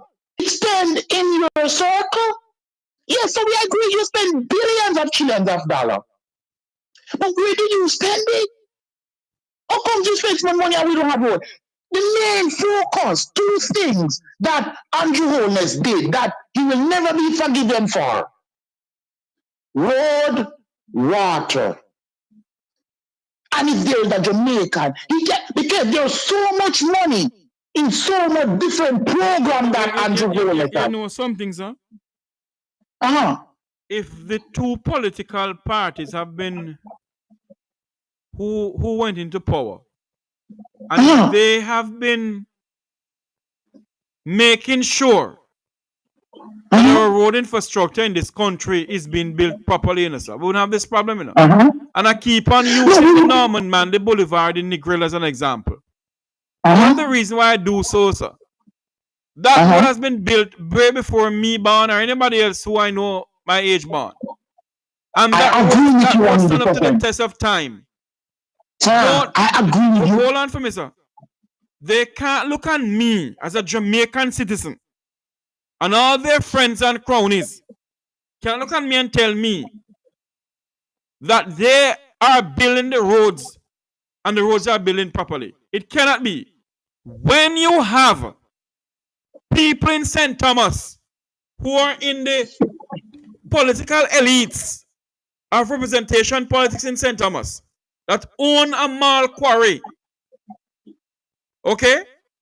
The Bureau of Standard did not pass the mall quarry to distribute mall.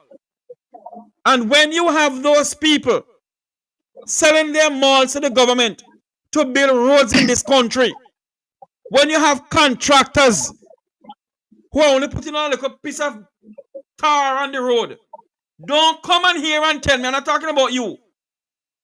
Nobody can come on here and tell me that I mustn't talk about what is going on in the country. All because you're a member of the Jamaica Labour Party or a member of the People's National Party. Let me make something clear to you this afternoon. I will not stand by and allow this nonsense to continue. Let me send a clear message to the People's National Party.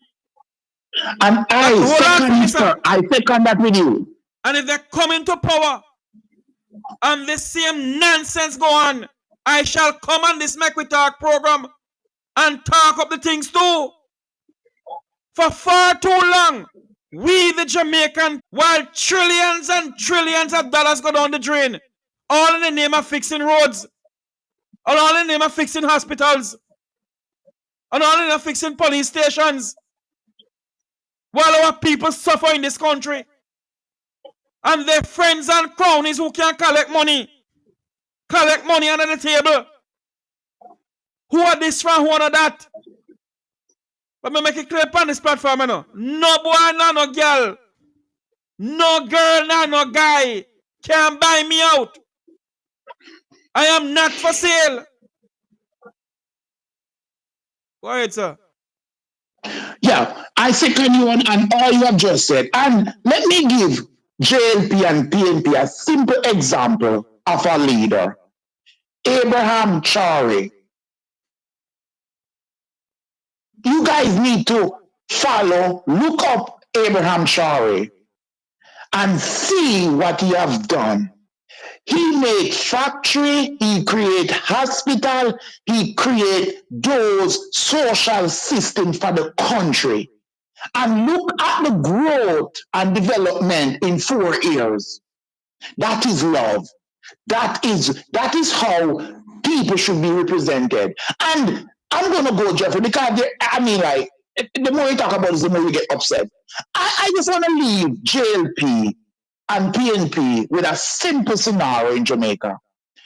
Look at Trowbridge and look at the tax office that they have paid millions on in Jamaica that is unoccupied till this time, and 1 billion retroactive fee. Now, why was Trowbridge not fixed? Simple. Let's look at that basic one. Let's not go complication way.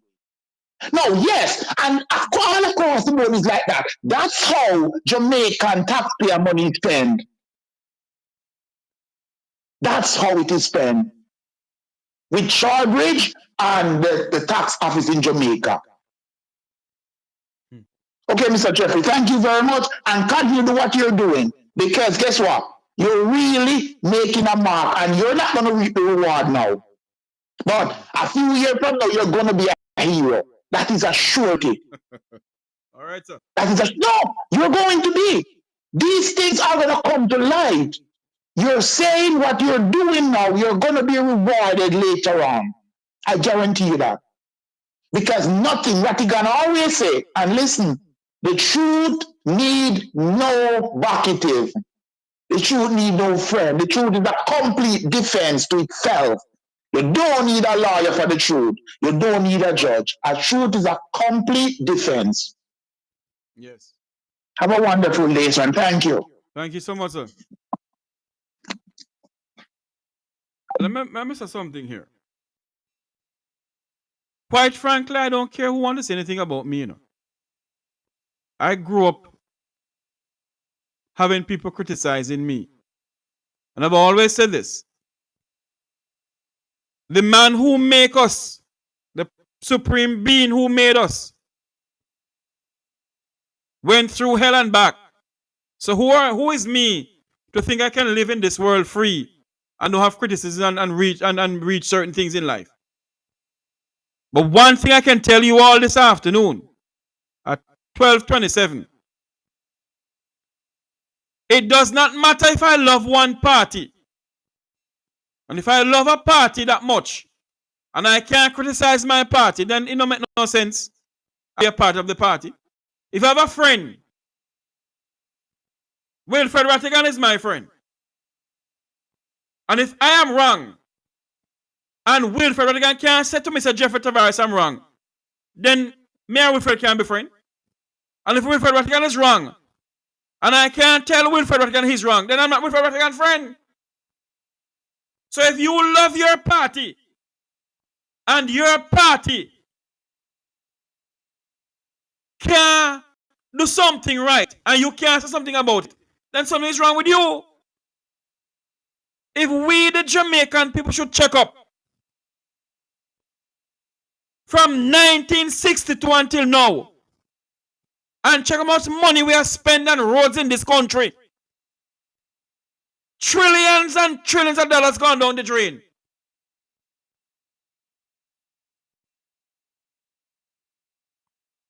Huh? If we can't do that, then something is wrong with all of us.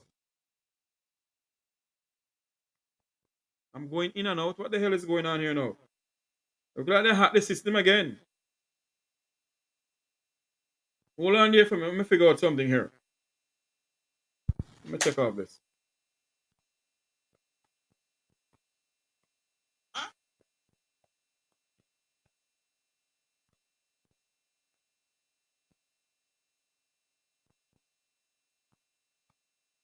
So if anybody, if you all can't understand, well, I'm hearing myself loud and clear. I'm not going in and out. Something's wrong with your system. If people can't understand that you must put your country over party, that we must put this nation over political party, then there is something fundamentally wrong with all of our psyche. You can't have a prime minister telling the nation that one of the reasons why the road is where the road is because of climate change. So how is that climate change to mash up the Norman Manley Boulevard? Because I fixed the roads properly. I see where the prime minister toured his constituency. I think it was his constituency, yes. And they were working in the middle of the night to fix the road. It's all good and not to work in the night. But what I saw was Barbara Green Lane on top of Barbara Green. I am no contractor, neither do I profess to build roads. But common sense must prevail. For far too long, we sit back in this country and allow people who we put there to govern us, allow their friends and cronies to get contract after contract after contract, and nothing is being done when they do not do the thing properly.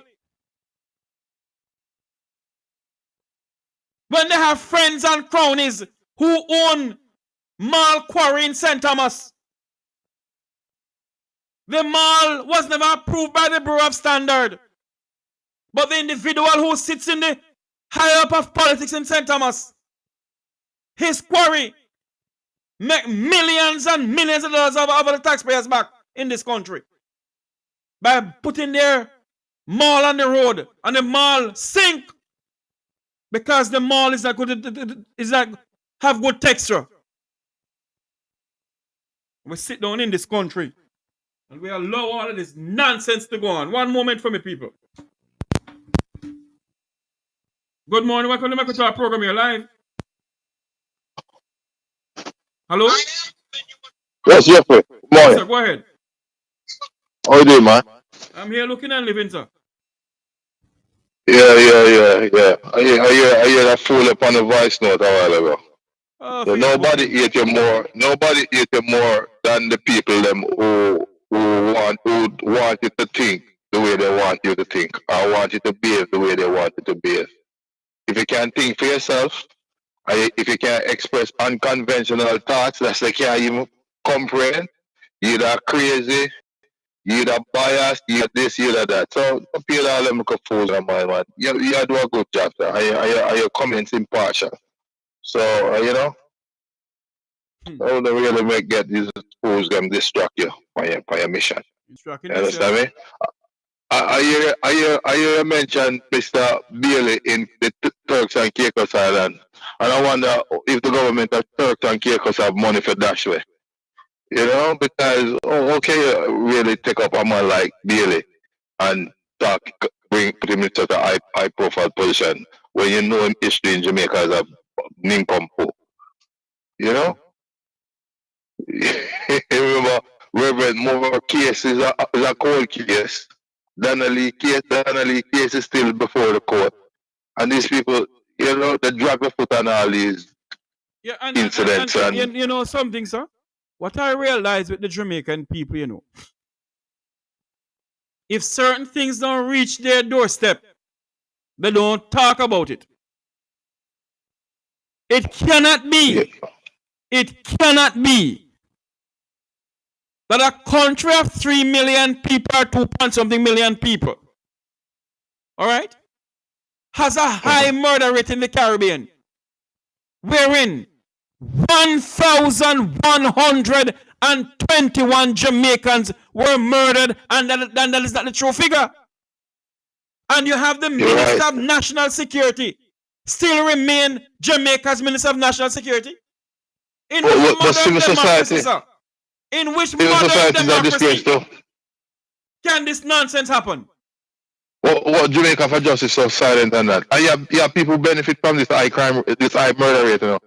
The funeral homes, it costs probably over $350,000 for the average for bury one dead. Multiply that by 1,000. How much 100 million is that? So there are people out there benefit from the turmoil taking place right now in the country. The security companies don't want crime curtail because it affects business. The funeral homes don't want murder curtail because it affects business. And the politicians don't want murder contain either because it is a social political tool. It contains the poor and it intimidates civil society. So civil society is scared to call out what's taking place. Every year we have more than 1,200 people murdered, and we do have civil war in Jamaica. And it's only poor people mostly being murdered. So, you know, the bigger wigs who control the security companies and the funeral homes, they benefit from this. They benefit from this. They govern the people with contempt and apathy. They don't care about the people. Does the people care about themselves, sir? Listen, does the Jamaican people care about themselves or they care about their party? They care. I think when you do for average, you have more people not participating in the politics than those who participate in the politics. So I wouldn't say they don't care. It's just that they don't have the leadership to really confront all of our ills right now. Since you said you don't have the leadership. Uh-huh. So is somebody leader to go out there this morning for go Black Road because one Dan son gone at prison or gone at jail? Is somebody leader out there for go start a free world boss? My friend, you know how get around, man. Oh. People are under the nozzle of the gun, you know. So when they are forced to go out and demonstrate and all that, they don't have a choice, you know. They can't run from the community and go into other people's community to go live, you know. To go borrow the light and borrow the water and live free, you know. So in order to have a peaceful life, them just fall in line. That are the social cultural role of poor people in our garrison. They don't really have a choice.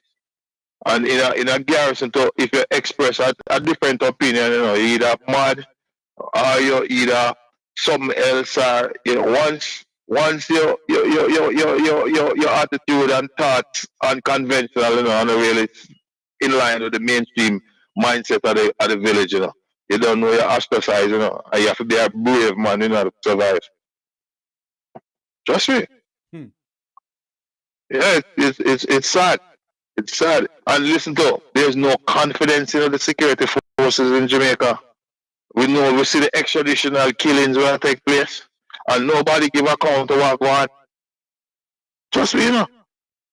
You can't pay a man, put him in a police uniform or soldier uniform and give him a gun and film meta serving crime is if you hear so John Tam name call up and whatever, you go on and say you kill him in his sleep, you kill him without a gun. There's something wrong with your phone going in and out now, my friend. Oh, that's how the common criminal do in Jamaica. I kill defenseless people. When the security forces come up and start take up the attitude there, people not trust them. People have them off as criminal too. Criminal with a gun and a badge. Or you have confidence in a militia who just go around and kill at will. No investigation, no judicial process. Come on, Jeffrey. Politicians love that too. How you contain the poor? How you contain the people in them garrets today? You say you will same gunman them. You understand me? Yeah. That's my take, you know, Jeffrey, because we're the people them job I try to defend my federal note, you know. And you know, I'm taking your program still, you know, I enjoy it. All right, my friend. Thanks much. Yeah. I want to make you listen to something here. It is a clash that happened in the Parliament yesterday.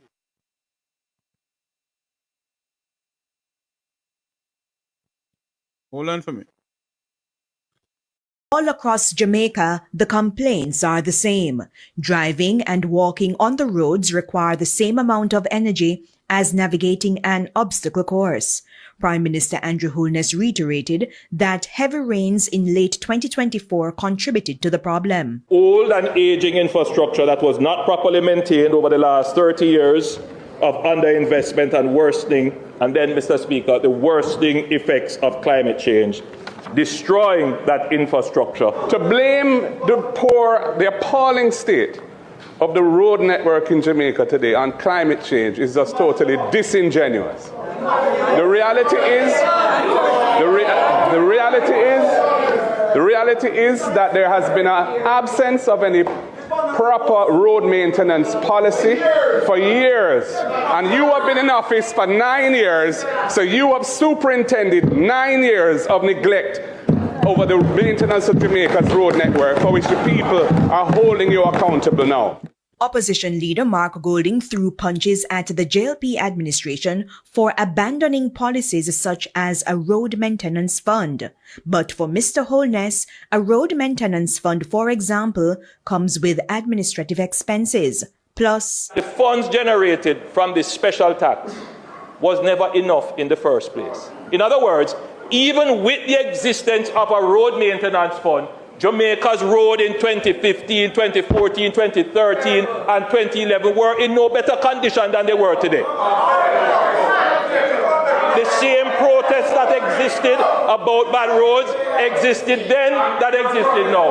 The truth is, Mr. Speaker, that the road maintenance fund had no impact. Despite the growth in fiscal space, which is a result of the reforms and the successful execution of the IMF program under the Portia-Simpson-Miller administration, which has yielded a great legacy to this country, you have not used those resources on the road network. You have used it on a proliferation of other things. And to say that climate change is responsible for all of the potholes in the country is absolute nonsense. And the people don't believe it, and they don't accept it, and you're going to pay the consequences of it politically in the months to come. a general election is expected this year. So, what's the fix? The Prime Minister reminded the country that a road patching program is underway. This phase is expected to continue until the end of March 2025. Currently, the mitigation program is 55% complete, and I am confident that we will meet our targets within the planned time frame, providing much-needed relief to our citizens. 14 Grade 1 contractors have been mobilized. Still, there are concerns. There are concerns that have been raised regarding the patching, that the contractors patch a piece, and then there's a little pothole beside it, they leave that little pothole and they've gone to another piece. We have interrogated that. Of course, the claim is that they are being economical. They don't want to focus on the small potholes. They want to focus on the big ones because that makes the driving surface easier. But we have said to them, look, patch the road properly. A small pothole left will become a big one. So just patch it now. Mr. Holness reiterated that under the Spark program, more extensive road repairs will be done to include drainage. The target is that we will probably have between 600 and 660 roads that will be improved island-wide under the Spark program. That, Mr. Speaker, will have a massive impact.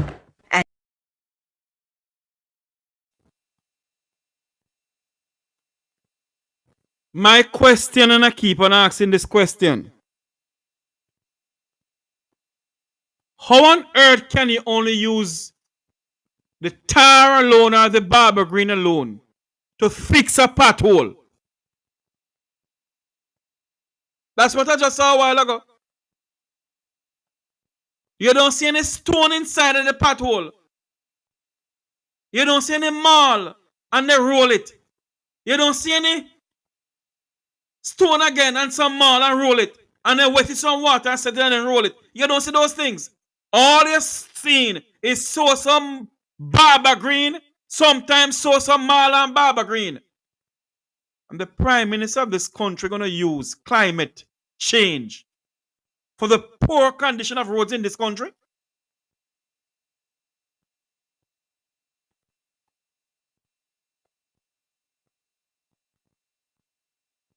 Huh? The Prime Minister going to use climate change for the condition of roads in this country. I'll tell you something, you know. Jamaica has some bad roads from Wappy Philip. Because they're not fixing our roads properly in this country. Whether PNP in power, JLP in power, the same damn stupidness.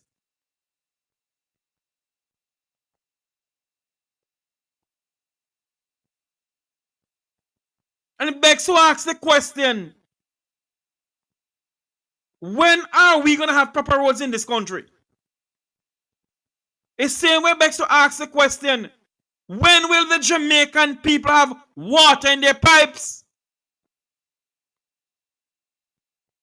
We're well renowned around the world as the land of wood and water.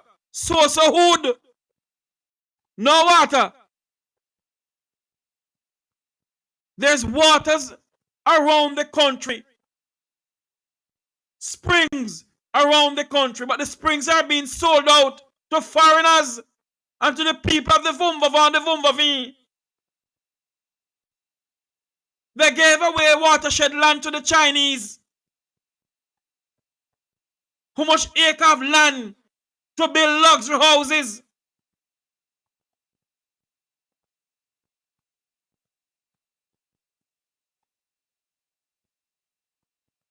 And you're going to tell the people of this country yesterday that the poor condition of our roads in this country is caused by climate change, Prime Minister? What are you taking us for? What are you taking the Jamaican people for, sir? Mr. Holness, what do you take the Jamaican people for? A bunch of kuno mono?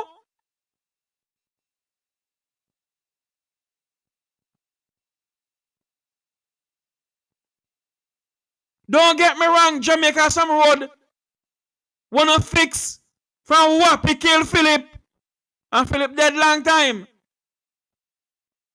But do not come and tell the people of this country that it's climate change. Come and tell the people that we have some contractors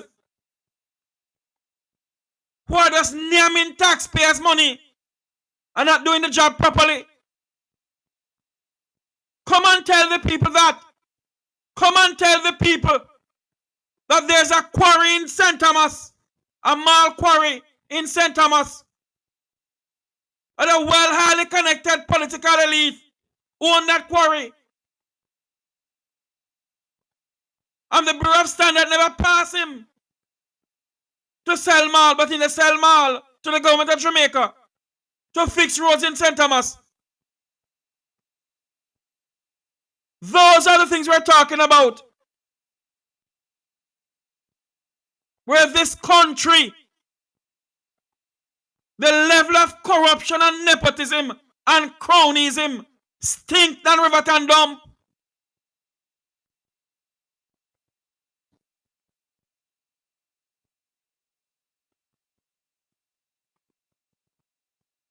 And we sit down in this country all because in the name of politics, we can't speak truth to power.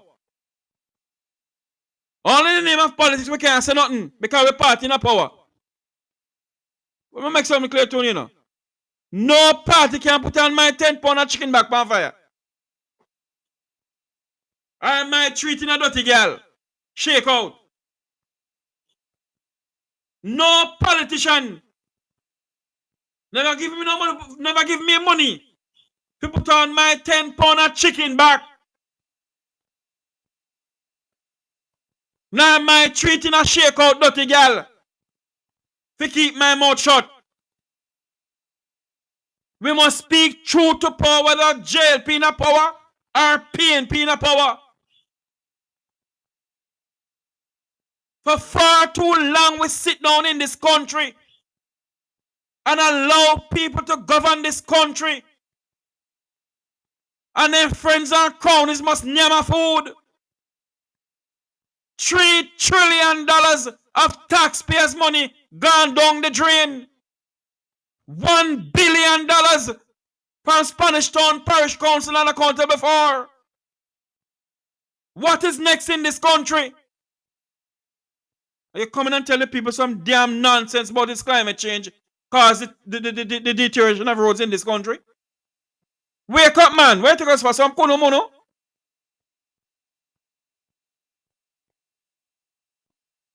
Huh? When you fix roads in this country like back in the days, the Public Works Department, they fix roads properly in this country. There is no drainage for the roads in this country, so when the rain fall, the water is on top of the road. There's nowhere to run off. I can't tell we about no climate change. Poor management. And Stephen Shaw should be fired. Stephen Shaw from the road agency should be fired. The level of how they fix roads in this country is unacceptable.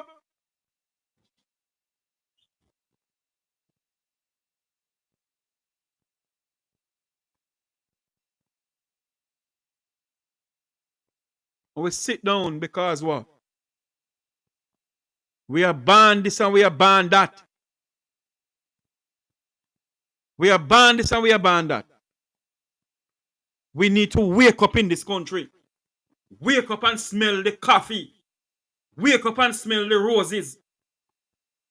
Because if we don't do that, what sort of Jamaica are we leaving for our children? Huh? What sort of Jamaica are we going to leave for our children?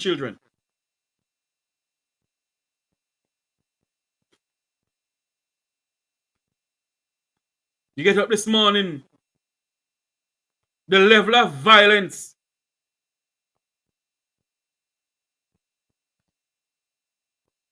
The level of violence going on in the country. Big shootout going on in Spanish Town. Huh? Big shootout going on in Spanish Town. The old capital of Jamaica.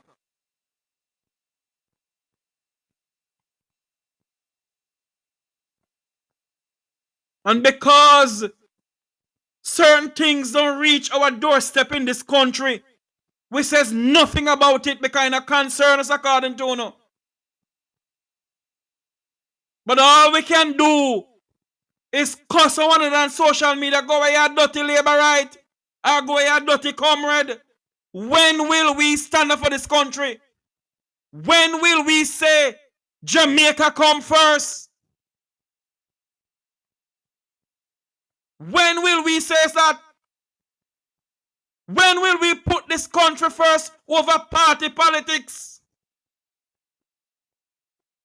1,121 Jamaicans have been murdered in this country. And we do nothing about it. Not a word we do about it. Nothing. Nothing we do about it. Good afternoon, welcome to the Jamaica Talk program here live. Hello? Hold on for me, my friend. Hold on. I know they're going to stop me at this morning. Go ahead again, my friend. Hold on there. Go ahead. Yes, Jeffrey, this thing about the road now, Jeffrey. Mm-hmm. You hear me? Yeah, man, loud and clear. We got to admit as Jamaicans that what the Prime Minister is saying is wrong. And the Prime Minister cannot explain to Jamaica people why, if the money wasn't enough, why didn't you allocate money to that fund after the money couldn't go anymore? You took the money and put it somewhere else along with other funds, and you cannot explain what happened to it. And don't come and tell Jamaicans about it's the rain. No, because it's the same way people are paying their taxes and your garbage is not picked up. Nothing is being done. The hospital don't have any medication. So everything that you're telling the Jamaican people is an excuse. And when we have systems that are put in place to do a specific function, and you tear down all those systems and don't do anything and come with these lies, we the people have to reject you. And then they got this thing to tell Jamaican people, oh, when you see we building roads, we put it in sewages and we put it in pipes. That's common. You're not doing anything. And what the Jamaican people fail to understand, you know, it is the sole duty of any government to provide road and water for you. Yes, to provide road and water. Your taxpayer money pay for that. Also, even listening to the man talk, he's talking about, oh no, we gonna add trees and we gonna add site where people could have mural. That's common thing. You're not doing anything. You're not doing anything, and the little that you do, you expect to get praise for doing little to nothing. That's your job. And you listen, they ask him one question, where is the money come from? Because people not listening, you know. It's $40 billion him say I'm going to allocate to sport.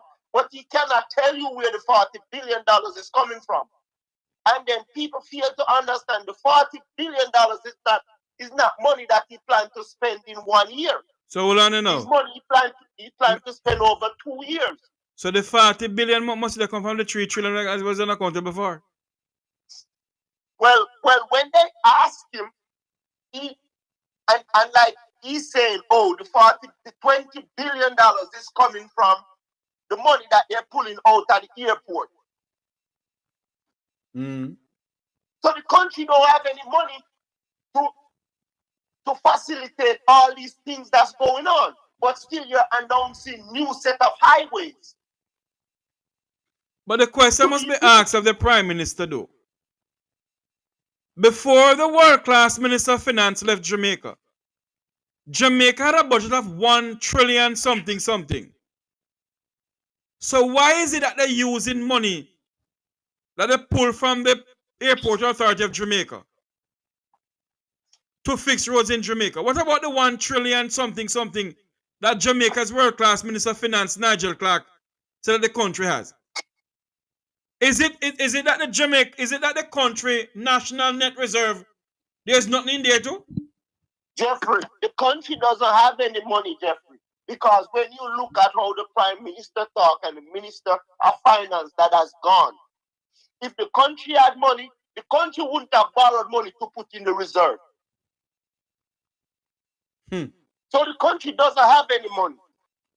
And if the country have money, the country couldn't have had money, and there's no road maintenance program going on for 9 years, even with the fund that was established. And what the Prime Minister is saying is bullcrap.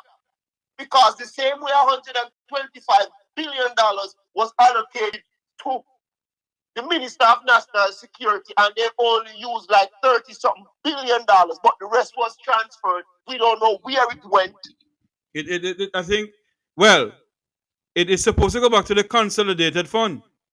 Yes, but listen what I'm saying, Jeffrey. If you had the money that's designated to fix roads and it's not enough, you could have taken money from somewhere and reallocated to that fund. Just like how you allocated $125 billion to the national security, and that money wasn't finished. Only like a third of it was used. And you transfer the rest of it back to the consolidated fund. But caller, let me ask you a question, caller, because a lot of people believe, well, some of the politicians in our country believe that we don't have no sense. Let me ask you a question. You are gonna build a warehouse, all right?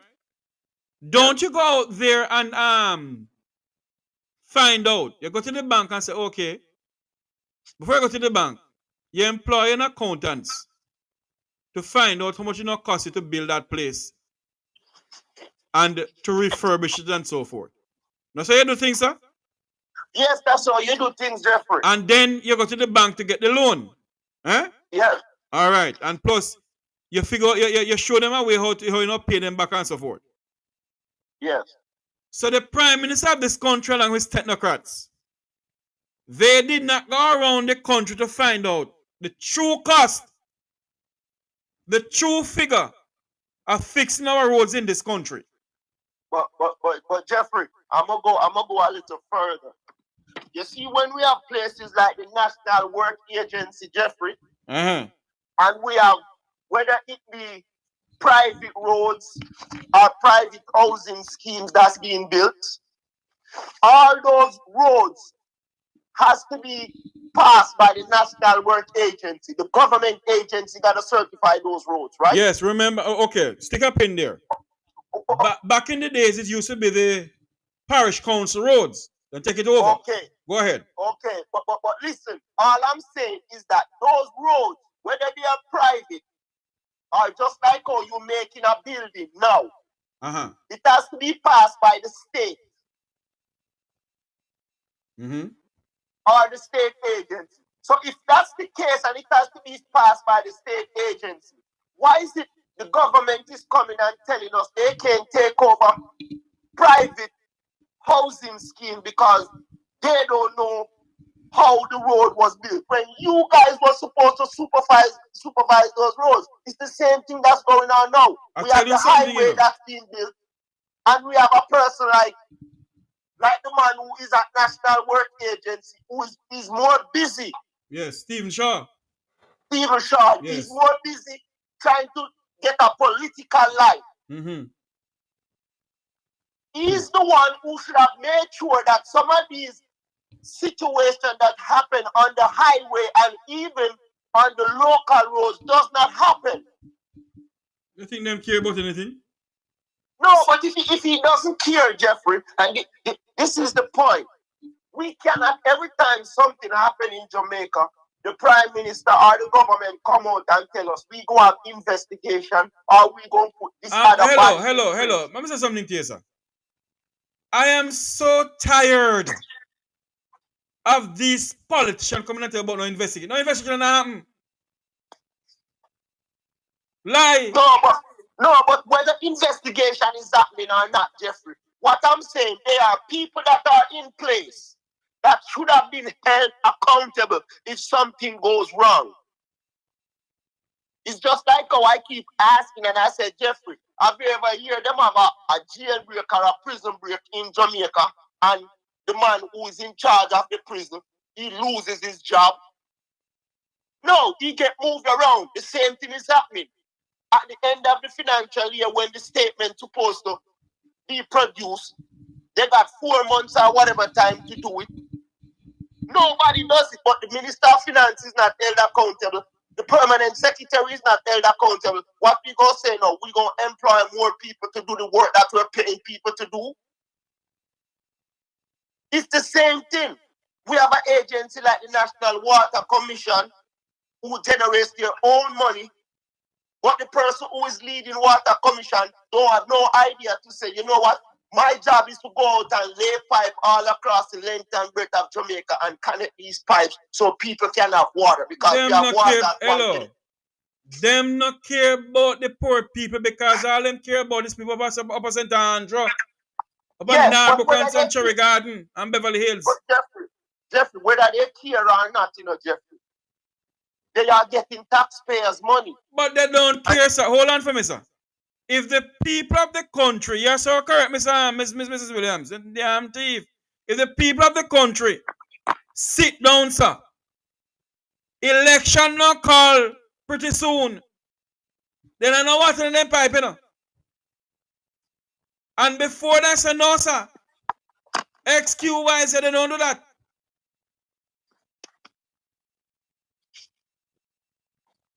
And then you have the audacity to be going around and campaigning on, we campaigning on roads and water. You should be embarrassed.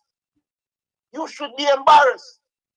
A bridge go down and the bridge go down and you're telling me the bridge went down and after the bridge went down, you don't have any money to fix the bridge. But in the meantime, we could see you allocate money for other things.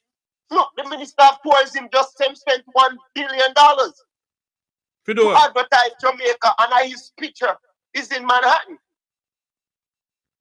$1 billion he spent, $1 billion US. I don't know if it's US.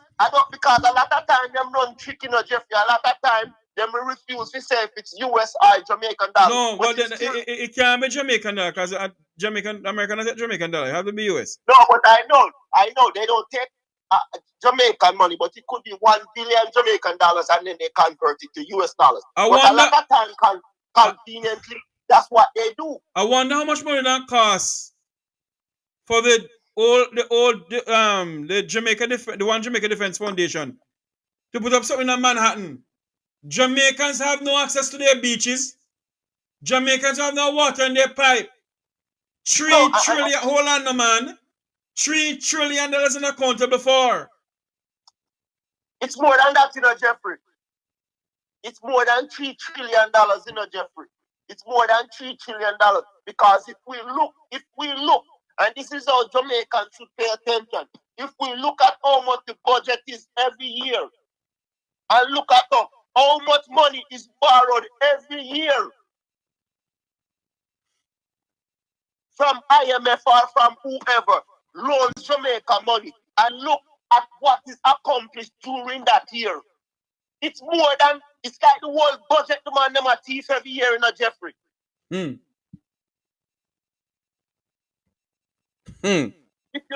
you look at some of the things that these people build and put a price tag on it, it's disgusting. It really is disgusting. And you look at the state of the country, you look at the crime, and you look at everything. The reason why they cannot get a control on crime is because they have two different laws.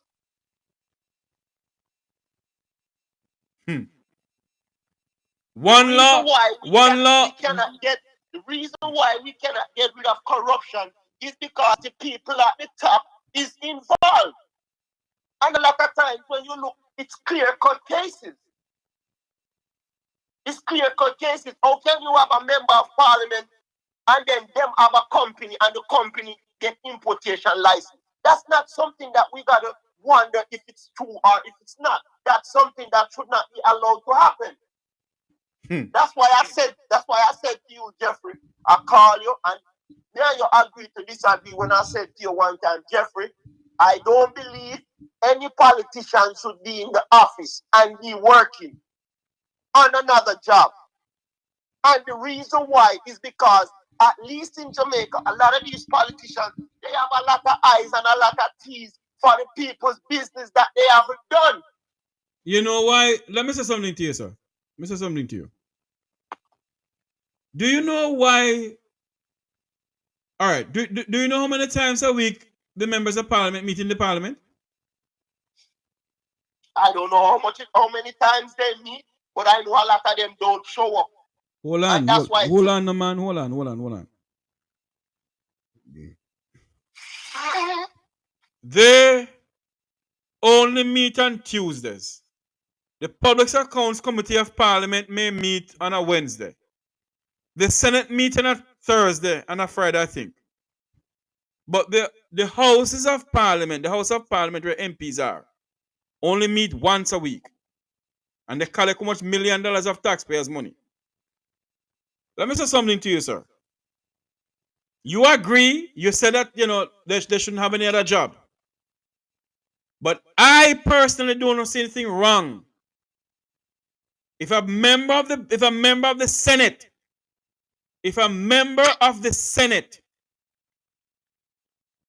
okay, who's not elected by the people, they're appointed by the prime minister, whosoever an opposition leader. If a member of the Senate is an attorney at law before he become a member of the Senate, he's appointed. You cannot put away your job as an attorney because you're appointed to the Senate. The Senate only pay. Hold on for me, sir. The Senate only pay you $50,000 for every sitting, if my memory serves me correctly. So if I'm an attorney at law and they appoint me to the Senate, I must put away my attorney job. Take up the Senate job that only give me $50,000 a week every sitting. Okay, but listen to this, Jeffrey. They get $50,000 every sitting, but they get a salary. Otherwise, from the $50,000. No, they do not. They do not. Then, okay, Jeffrey, so we're going to go with that. Well, if so be the case, Jeffrey, if so be the case, right, and they get $50,000 per meeting, right? Yes. We pay the politicians a salary, right? Uh-huh. But then we pay them money to go to these meetings also. What means? All right. Like when we have parliament meet on Tuesdays, right? Those people get money to show up to that meeting. Which people? The politicians. No, they only get one set salary to show up to the meeting, sir. One set salary. Because I was listening to Juliet Wallace, and they were talking about how many money does parliamentarians get per meeting. No. That cannot be. The parliamentarians, their salary has been increased and they get a set salary, sir. They get perks If you're a minister of government, you have a free vehicle. You have security around you. Hold on now. They have a free vehicle. But listen what I'm telling you. Part of the perks that they get, Jeffrey, I'm not asking you no, I'm telling you. Part of the perks that they get is that when they show up at these meetings at Parliament, they get some monetary reward too. No, sir, they do not. They do not, sir. And I'm going to verify that for you pretty soon. They do not. When they get the salary, if the salary is 50, say the salary is $110,000 a month. They get that. What they get as perks is they get a vehicle, they get traveling allowance. And I don't think normal member of parliament get traveling allowance, you know. I think it's only ministers get them. I'm yet to be corrected. I think it's only ministers get traveling allowance. But they get traveling allowance, they get a vehicle, they get mostly maintenance and so forth for the vehicle. They have a security around them 24/7. I want to go to the bathroom, we go do whatever you know what. But they do not get any money to come to the parliament if you consider and not this. Yes, they get a fat salary. Even if they don't get any money, Jeffrey, the fact is, and this is what I'm saying to you, Jeffrey. You see, whenever we put people who say they want to serve, it should not be that the salary attracts you.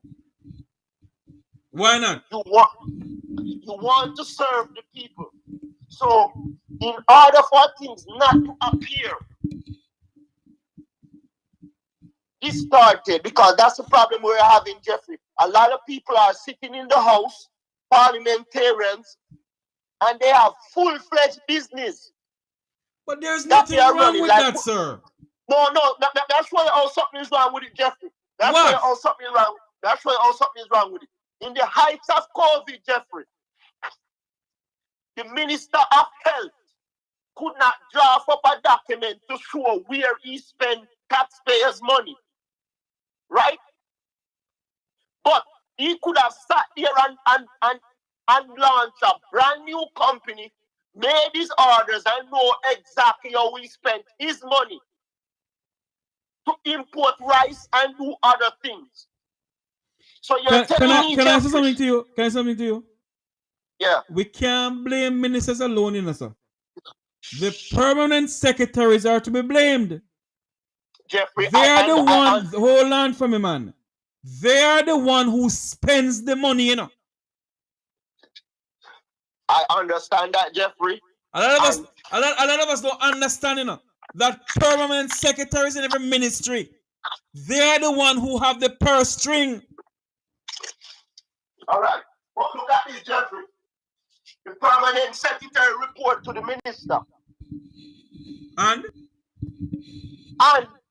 when the permanent secretary don't do what he or she is supposed to do, the minister is supposed to take action. What kind of action he not take? Whatever action he needs to take, he is the one who is in charge of the permanent secretary. All right? You will never see that. And if the minister doesn't take action and the finance minister doesn't take action, that shows you, Jeffrey, that there's a serious conflict of interest because nobody is holding anybody responsible.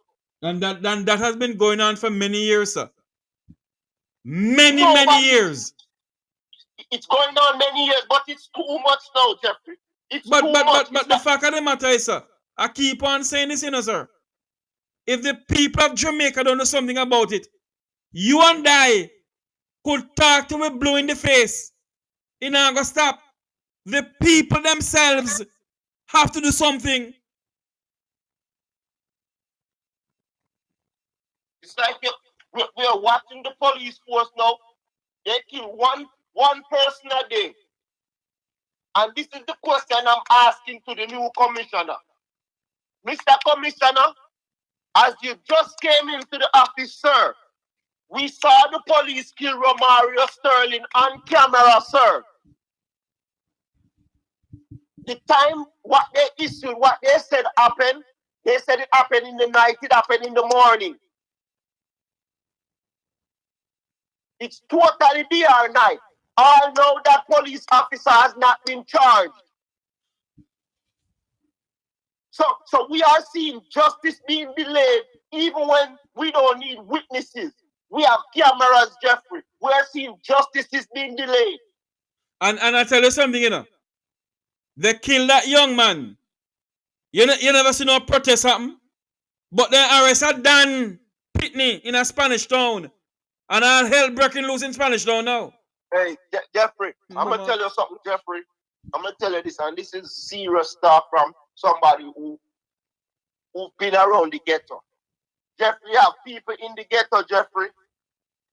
The Dans are better to them than the politicians. True. You hear me, Jeffrey? And some of the time, them know say the man a wicked man, but the man not do no wickedness to them in the community. You hear me, Jeffrey? And some of them are really terrified. And some of them get loved the Dan because the Dan at least make sure say kids go school. I'm not saying it's right. But when you see we could live in a country where the police, the prosecutor, the judges, the politicians, they're all against the people.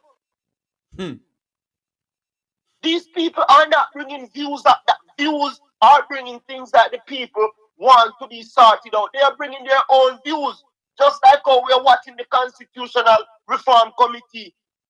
These people are hell-bent on giving the people a ceremonial president. And what is the people doing about that? Not a thing. They sit down and ask them. But Jeffrey, that's what I'm telling you, Jeffrey. Some of the people don't know what to do, Jeffrey. Because, tell me now, Jeffrey. They know how to come over here and cuss off people, though. No, because that's how they know. Them love Jeffrey, and that's all they know to do, Jeffrey. So hold on a minute. If they know to come over here and cuss us off for their politicians, how is it that they don't know what the one in the country is wrong? Jeffrey, they might know it's wrong, Jeffrey, but this is what has happened to us, Jeffrey. If you notice, in any first world country, if a politician says something and it's incorrect or speak a certain way, just by the news media writing him up, he will leave office. Right? Do you notice that Jamaican politicians, even when they do the worst thing, they don't bow to pressure? Why should they? Pressure? Why should they? Exactly, because they shouldn't, because now they have gotten so brave, Jeffrey, that even the things that the people pay for, they would come and say to the people, say, see, me go to lick water in a pipe, like you're doing the people a favor. Well, that is what the Jamaican people want, sir. And that is why when you come on social media, you speak up the things them, and they come over and cuss you off. Well, they deserve what they get. This is 2025. And if our people can't stand up, remember in your life, they blow your nose. What's wrong with you? No. When you look, Jeffrey, and in 2025, you're telling me that the politicians don't know better? What, sir? You fail to understand something, my good friend. Why should the politicians know better? When hold on, man. When the people keep on putting them back there, if you have a man that thief for your yard as a gardener, would they keep him? No, I wouldn't keep him, Jeffrey. All right. But if we look at it like that, Jeffrey, if every time something goes wrong with the country's purse, and the politician don't set an example with our next politician or next member, what does that tell the people? That will never happen. It not go happen. It happened with Jack Smith and Portia since Milan. That is it.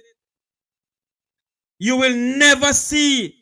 You will never ever in your lifetime or my lifetime see another politician in Jamaica go to jail for embezzlement of public funds. You will never see that. Jeffrey, the chance of them going is slim enough. You know why, Jeffrey? You know why? Because these people, they have put a fine in everything that should hold them accountable. They put a fine, and the fine is so low because you're telling me now, 3 years straight, Andrew Hollis don't file in tax thing on time, right? The fine is $500,000 or $1 million, or no, 250,000, somewhere there. And if they are found to embezzle the country's money, it's like a $2 million fine. And most of these judges going to give them a fine. So where does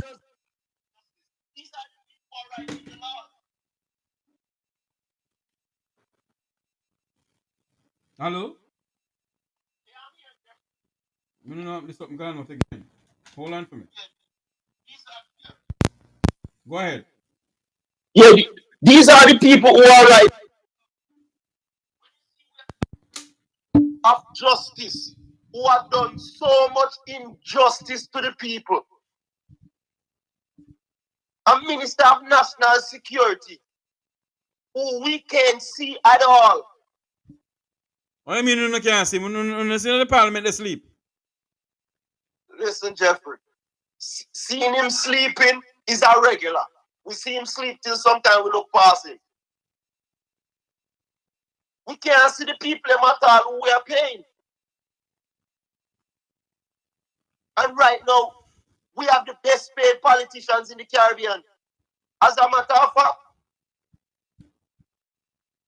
Jamaica politicians are so well paid, Jeffrey. That's most of the private sector, and you know, private sector supposed to pay more. Private sector don't pay more than the government right now. And you look in any country, when Professor Rosalie Hamilton and former tourism minister Robert Stevenson, Jerry Small, and others went out in the streets of Jamaica to protest against the high wages of these politicians. Did you see any Jamaicans out there? No, very few. Okay, so let me ask you a question now. If you don't see the other people out there, what do you think happened? And when Andrew called election, don't you gonna see them up and down on campaign trail? Yes, of course you don't see them, Jeffrey. So okay, it begs to ask, and you need to ask yourself the question now too. When you see things like that, what do you think? That honestly, some of the people have lost their way, Jeffrey. And some of the people don't know better. I mean, they don't know better. Jeffrey, if some of the people them used to get them $5,000 and them box food and cup of chicken, and them know say is every 4 years them get that. Jeffrey, you think the people them after them are hungry, Jeffrey? You think the people them are gonna upset that, Jeffrey? So okay, if they're not gonna upset that, do you think that the level of corruption and nepotism in Jamaica will stop? No, it won't stop, Jeffrey. Right. It won't stop, and the only time it will stop is when the people from overseas decide, like on one day, say, you know what? No, why should we? Jeffrey, hold on there. Why should we, who have no standing in Jamaica, be the one to get up and go to Jamaica and solve Jamaica's problem? Jeffrey. Why should we? Jeffrey, you know why we are going to argue to Jeffrey? Why? Why me must put, hold on there. Why I must put my life on the line to go down to Jamaica and solve Jamaica's problem? When the people them down there, when you go down there, if you go talk to them, they cuss you out, get somebody shoot you, kill you. All right. The reason why, Jeffrey, is because when people like you and I and a lot of the diaspora go back here, even though we don't live there, we encounter the same problems that they do. So it affects us. Just like how it affects us when we go to Jamaica and you go on the North Coast and you hear them say, white people, they're only on the beach. Okay. You touch a very important point. When Dr. Devon Taylor, all right, and others walking in divine purpose and Andre Stevenson and all of them, Isaac Buchanan and all of them, decided to take to the streets in Portland for beach access. How many Jamaicans in the sea out there? Jeffrey. So you, hold on, man, hold on. I say that then, not a lot of them was there. Hold on, man. Hold on.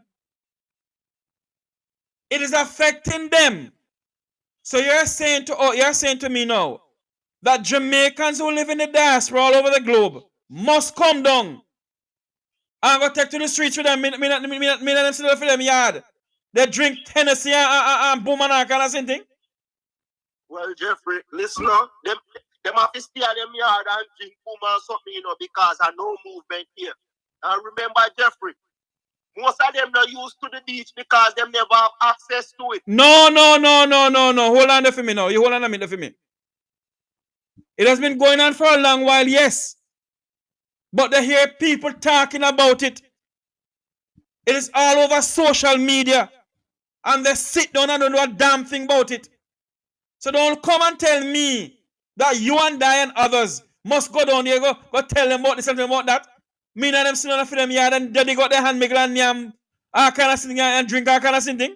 No, sir. Okay, you can't do it. Me not do it. Okay, so listen this now, Jeffrey. When you go to Jamaica now and you want to go on the beach, you now go create a problem? Let me tell you something. I want to see which man or which woman no stop me from walking the 7 Mile beach that I grew up on. I say it, I not say it again. I want to see which guy and which girl gonna stop me from walking the 7 Mile beach that I grew up on. I have nothing more to say. Right now, as you say that, Jeffrey, I could tell you that you go to Jamaica, you can't go on the 7 Mile beach like that. Oh, yeah? I'm not asking. Oh, you, yes. I'm not asking. So we stand here as Jamaicans who are in the diaspora and said the Jamaicans should do this and they should do that. And I agree. But we also got to agree that some of these laws or some of these things that happen in Jamaica, it affects us. It affects us. It could have even be when we go down there. It affects us.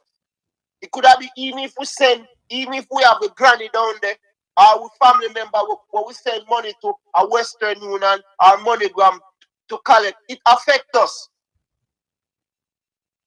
The things that these politicians do affect us. Because some of us can't even send money to buy our family medication because them stop the money. Who stop the money? Western Union and MoneyGram stop the money. What grounds? On what grounds is that the Jamaican politicians behind the scenes are saying people are doing scamming? Not the Jamaican politician, my friend. No, the Jamaican politicians is the one. Listen to me.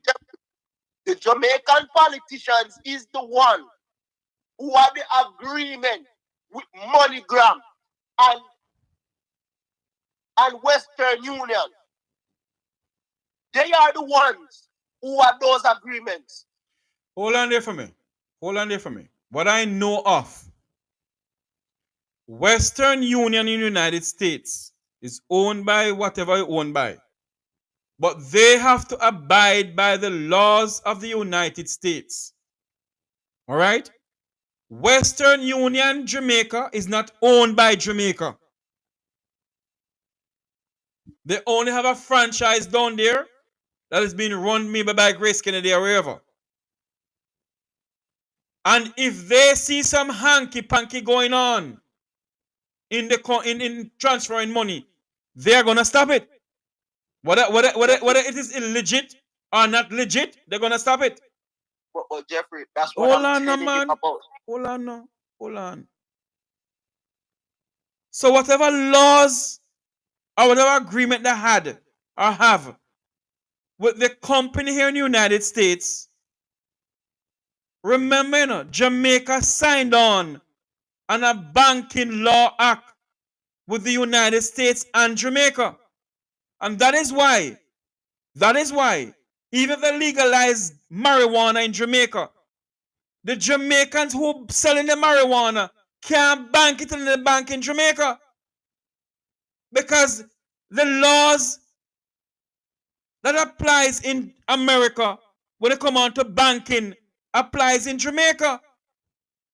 You ever hear about they have a thing they call wire transfer code and all kind of shebang around? All right. Let me hang up and listen to you, Jeffrey. All right. Yes. So we have to be very careful. I see we're in my good friend Miss I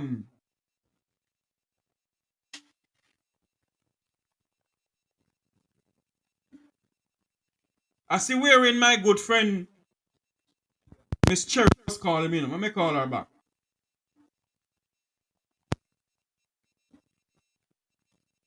Hold on, this person hung up.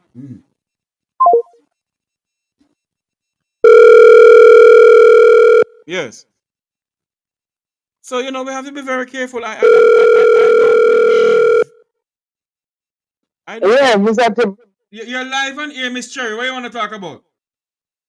May I talk to say, me see Mark Golding talk and them a lick bench and nobody want to hear my talk and the Prime Minister talk and it quiet. Can Jamaica run like this? You don't run same way so nobody know nothing about it. When the opposition don't have no talk, you have some of them face all the Colonel Charles and with them face Favor and Nancy. Everybody talk over the opposition. What kind of country, what example them have set for the country? What them figure lick down home and abroad want get them Minister of Social Security that them must go talk about. Hold on, People cannot oversee who can get their money. Miss Cherry. That is what they must talk about. Miss Cherry. Miss Cherry. Put the mic to your mouth. Put the phone to your mouth because I can hear you muffled. I'm not hearing you clearly. Yes, that is what they're supposed to talk about. People cannot get them pension. Colonel Charles' son are them is the one with robbing people money. Woman abroad cannot get them money. Cherry, please be careful you're taxing and rob people money, man. I beg you. Me not no money for them country, but don't go me. I cannot get mines, so I can talk. Yeah, but you have when I call the ministry, them are telling me, it's send and no send and them can't talk. And everything is a hush hush. I talk to a lot of workers. I have their name. Mr. Burke, Mr. Campbell, me have a lot of name, all of them who I spoke with.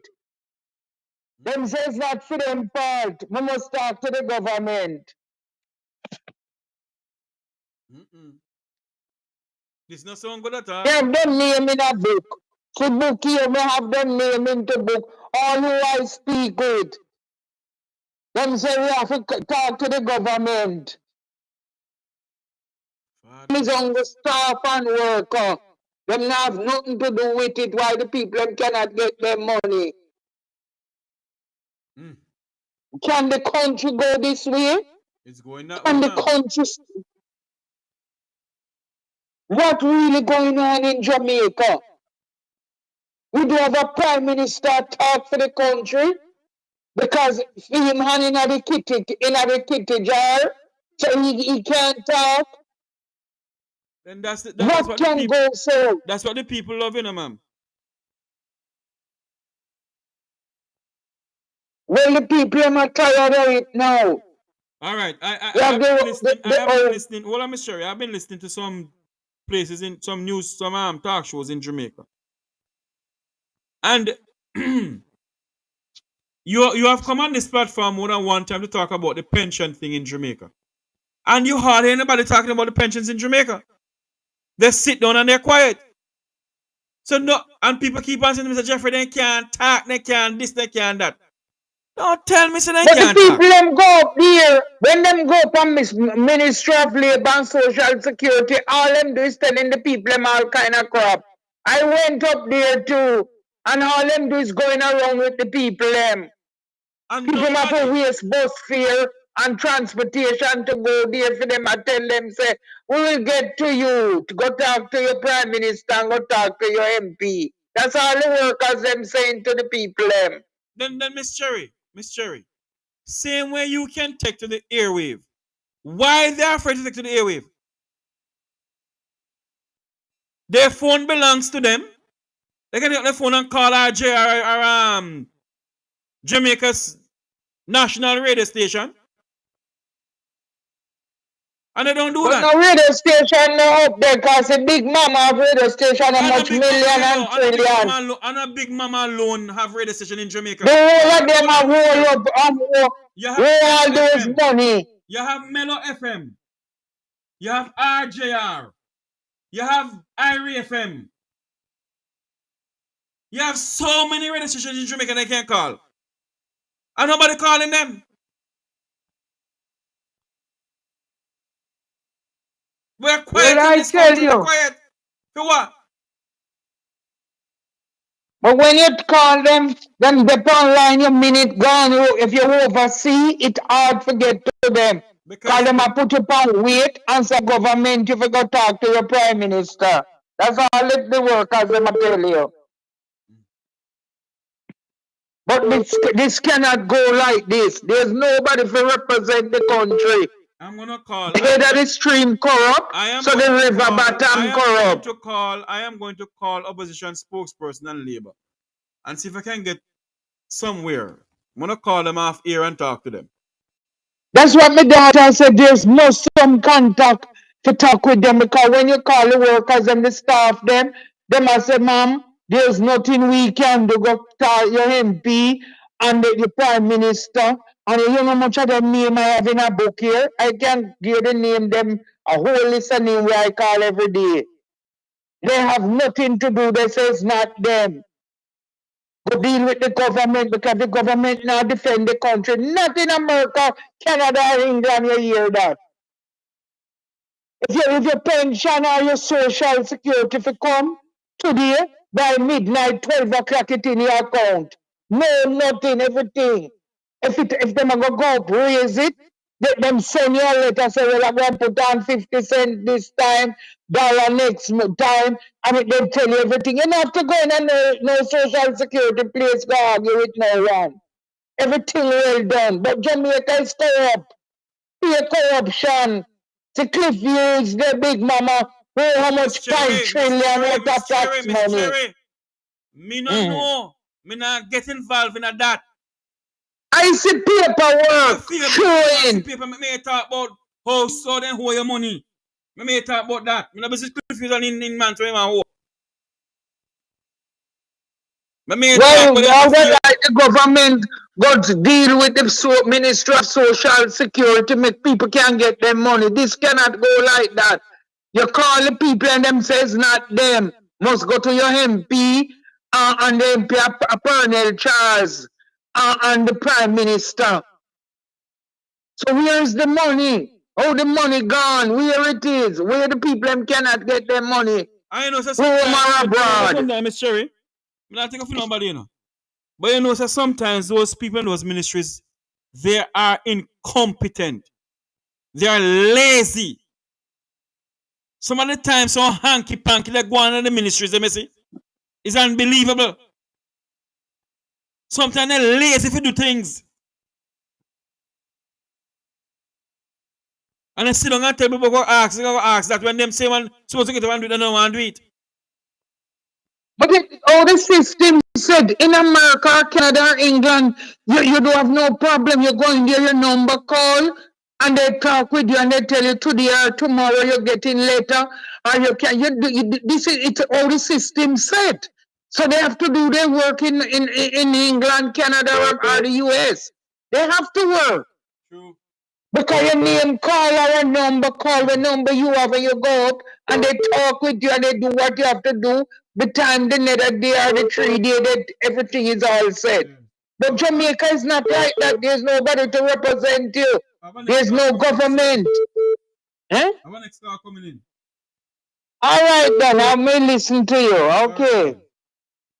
Good morning. Welcome to the Talk program. You're live. Good afternoon. Where are you calling from?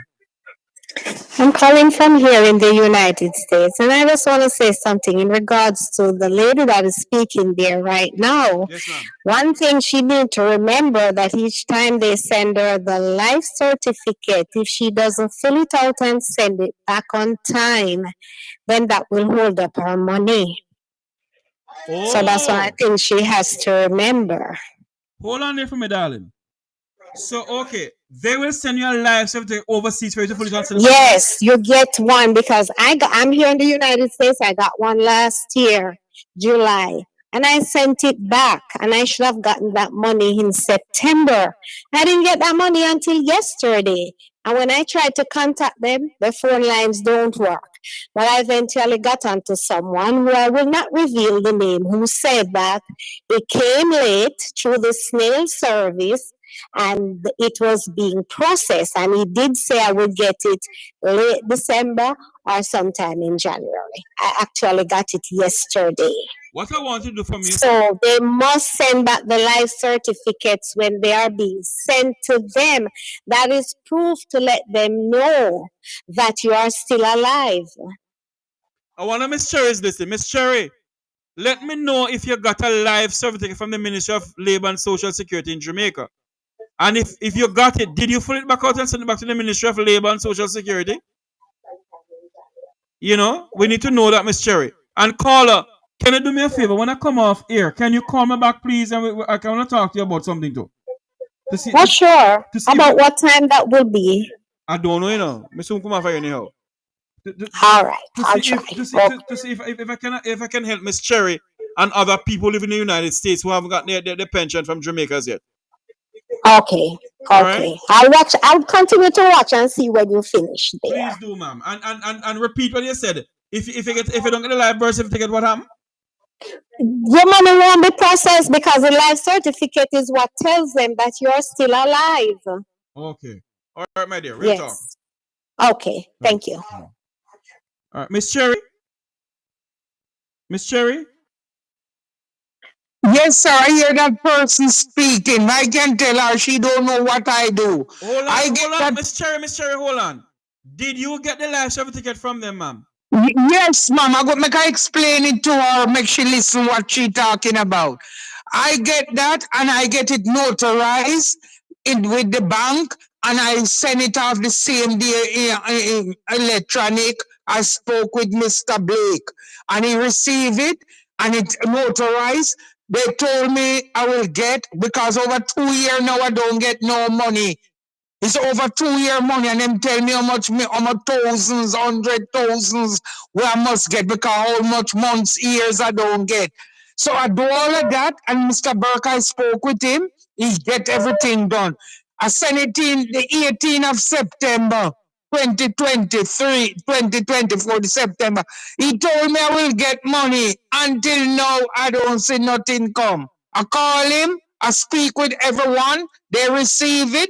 They told me how much money it to mail out. I said, wait, how it don't mail out yet? They told me it have to come through the bank from Jamaica to NCB in New York and then it come to you. I already know all of that. So what that lady talking, I already do that. I heard how much money I'm supposed to get. All right, Miss Cherry, what I'm going to do is, see, as soon as I come off here, she's going to call me to give me a link for you to call me so we can help you with it, all right? I appreciate that, sir. So yes, thank her very much. But I do all of that. What she say, I do all of that. All right, Miss Cherry. Thanks much. All right, thank you. Yeah. Good evening. Good afternoon, Maryland. Welcome to the program, Maryland. No, I'm not in Maryland, no. I'm in Jamaica. You're in the land of food and yes. water today? Yeah, me down here, man. I run from the snow of Florida. Oh, Jesus. What's going on? Anyway, I was listening to Miss Cherry talk, right? And I am also a pensioner. Mm-hmm. And I don't have any problem with receiving mine. What they do, they send it to me, and I have to get it notarized and mail it back.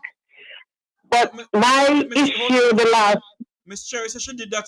She did that from when, and I know nothing. She did all of that. I they send it. Well, I didn't get any from January because they sent mine late. So by the time I mail it in, the time of the 15th has already passed. So I didn't get any. But I understand that they will double it up on the 30th of this month. That's what I understand, right? So all I am going to do is wait. But what they are doing now, I understand, is that they are sending out the last one that I got. It was asking for an email address where they could send it through your email, and then you get to do it faster. I think what's right? So Miss Cherry have a daughter. Miss Cherry have a daughter who help her, and they have done the correct thing. But I think what is going on is from Jamaica. You see? So I may have to make a call on there. All right, caller. Thanks for calling in.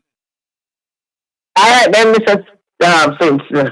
All right, let's talk. All right, good.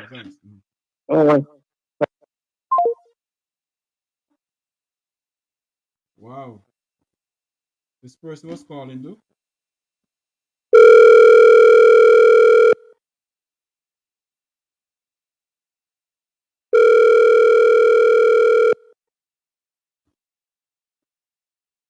Yes. A lot of people. Oh Lord, what's going on there? Good afternoon. Welcome to Make It Our program. You're live. Good afternoon, Jeffrey. Good work. How are you doing? Mr. Deval, I'm well, man. One thing I would like to say, I have not much to say today, but it's about time the Jamaican people get rid of this climate change prime minister. I'm bringing a real prime minister who will bring change to Jamaica. Because this prime minister is a danger. He is a danger, and it deserves to bring emergency right now. Just like he said, want to bring, it's an emergency to fix the road. It's an emergency to get rid of this prime minister now. Right now. Because I can tell you, climate change does not make him have his 28. Climate change does not make all these chopping that creating the roads not to be fixed properly. So all he come now and blaming on climate change is about time they get rid of this climate change prime minister and bring in a prime minister that will bring changes to the country. Thank you. Thank you very much.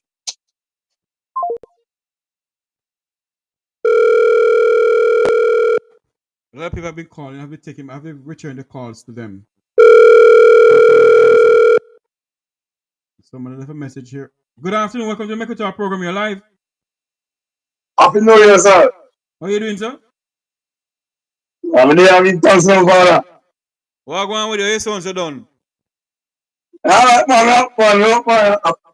son, I must this morning, our time spent police and citizen. Police will shoot, man. I not hear you clearly, man. You have me on speaker, man. Tell me off a speaker. Yes, I was police. Mash up this morning. Police and bad man. Spanish one mash up this morning, police and bad man. What happened over there? Our time spent our Babsy place. That's Babsy Grange constituency? Yeah, man. So what happened over there? Like the police are going to kill man, mash up 4 vehicles and liquor whiskey and police. So a few things are going on, man. Just dead. So who mash up the vehicle then? Because I got the breaking news, but I'm not hearing anything more about it. Who mash up the vehicle? Citizen. Yeah, citizen, my community. So hold on there. Let me ask a question. Who did the police shoot? It's the one I done some here. Oh. So it's one of the Don's sons and the police and the people that decided to take to the streets. Yeah. Oh Lord. Oh Lord. Yeah, man. I mean, you mean like that, anything with PNP, they want to but me, I say, how you mean like that, question.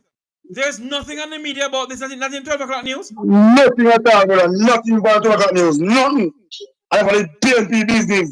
The news, man. You know, like what I country, brother. Jesus Christ. I got down there in the country, man. Nothing on the media. You see, the media get sued. Must say, I'm in your clip, you carry neither. I just, me don't know what I country. Country get sell out. Gone to the dog, man. We are going to worry, you know. As an election, yeah, we are going to worry, because when we say I'm going to country, we don't know what. Else you can't think about this country right now. The country has the dog. Dog. If when you over bomb over Dennis the conspiracy, news make. The news make for morning. And the news not make today. Not police vehicle mash up. I won't fix that. Me and you cost me money. I mean you keep the news. Do you have any video of the police vehicle that is mashed up? Me say me can't get on video, but me say me like what go on here. I wrote that town this morning. When they rise the police on. I know that shit was not town, like that town. Father divine. And the news will carry this here. 12 o'clock the news will carry. What our country now? It's a sad story, that is. So you know say news will carry some money, brother. I made a told them. And when clans gonna kill out, they say clans. You know, when it was a long time, daddy. The system want to change out everything. All the police were corruption.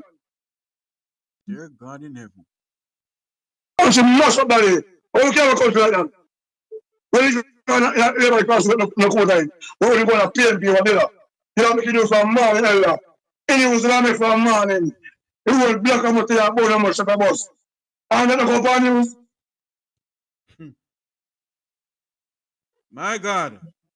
So the old capital of the siege. Exactly, and let me give you country about the president. Whatever down there, you are told, we are PNP control. You don't make news. How will you have a country like that? You know, you hear nothing from the Minister of National Security. As a matter of fact, you hear nothing from the Commissioner of Police, nothing from the Minister of National Security, nothing from the Prime Minister, nothing from the Mayor, nothing from the Member of Parliament. God in heaven. All right, my friend, thanks for calling in. Yeah, God for you. Respect you. Wow. This country is what is here to know.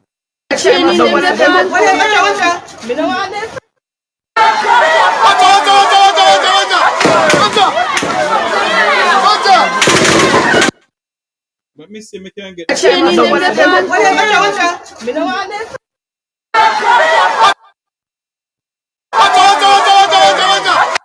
Lord have his mercy. We get a new video in a while ago. Hold on there for me.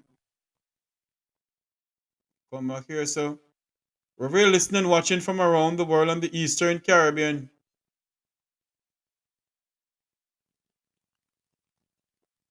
In the Eastern Caribbean. One moment for me, please. Let me get this up on here.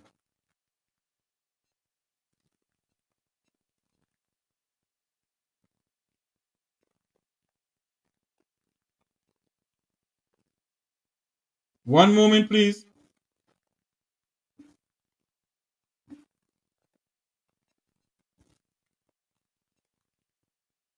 Let me see if we can get this. Okay, here it is. It just came up. One moment, please. Let me get it here. You're just joining us. Welcome to the Make We Talk program. I mean, people are just sending us videos left, right, and center. What should I do with this? I don't want to delete this.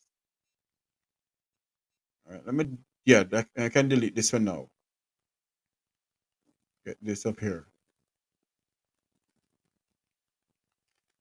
As you may know, that this morning we came on air and there was a breaking news of fierce gunfight between police and gunmen.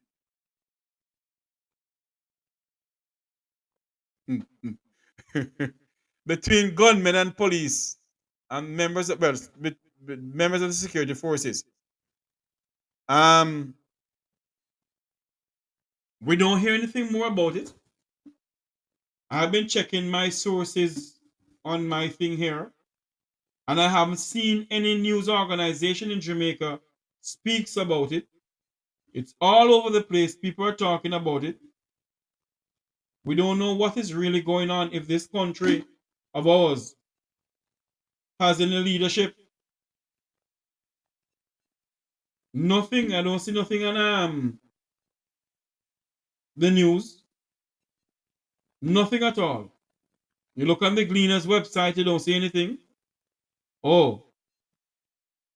All you can see here, the government has declared a state of public emergency in St. Andrews South and St. Andrews Central, Kingston West, and St. Catherine South Police Division.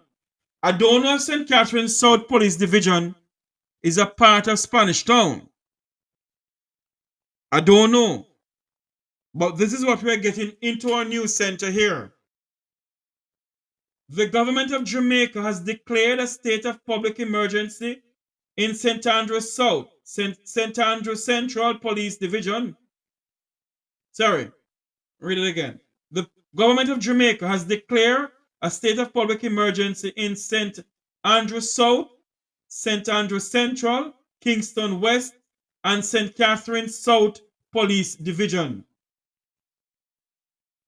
It is imposed by the security, imposed by security based on recent upsurge of crime.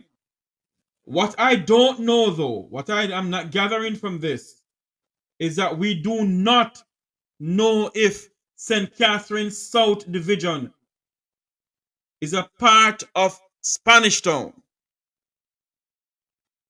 Let me show you this video here coming out of Spanish Town.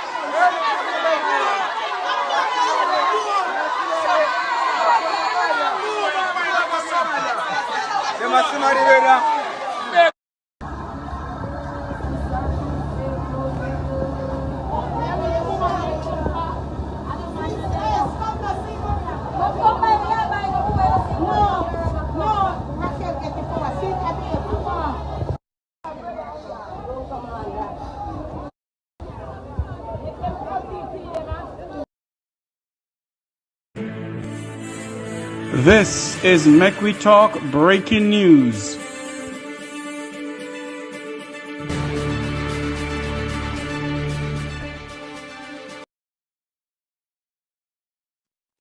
News coming into us that the Minister of Defense and Prime Minister of Jamaica has given the clearest indication ever. The Jamaica Defense Force has been deployed to Spanish Town. That's the Jamaica Defense Force has been deployed to Spanish Town because of the recent heightening of crime. This morning, there was a gun battle between the security forces and gunmen. That's news coming into us that the Jamaica Defense Force has been deployed to Spanish Town. The Minister of Defense, who is the Prime Minister of Jamaica, has given the clearest indication ever that the Jamaica Defense Force has been deployed to Spanish Town.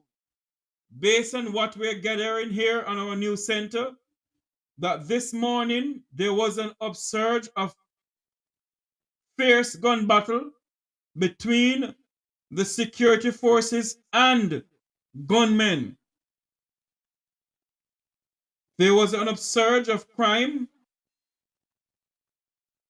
The government of Jamaica has declared a state of public emergency in St. Catharines South, state of public emergency in St. Andrews South, St. Andrews Central, Kingston West, and St. Catherine South Police Division. I'll read it again for you. The government of Jamaica has declared a state of public emergency in St. Andrews South, St. Andrews Central, Kingston West, and St. Catherine South Police Division. That's what is going on in Jamaica as we speak. As we speak, the Jamaica Defense Force has been deployed to the old capital of Jamaica, Spanish Town, as there has been a recent upsurge of crime and violence where gunmen take on the security forces this morning. Gunmen has taken on the security forces this morning in what believed to be a fierce gun battle between security forces and gunmen. Now what we're hearing, the Minister of Defense, who is the Prime Minister of Jamaica, has instructed the Chief of Defense Staff to deploy members of the JDF, that's the Jamaica Defense Force, in the troubled community of Spanish Town.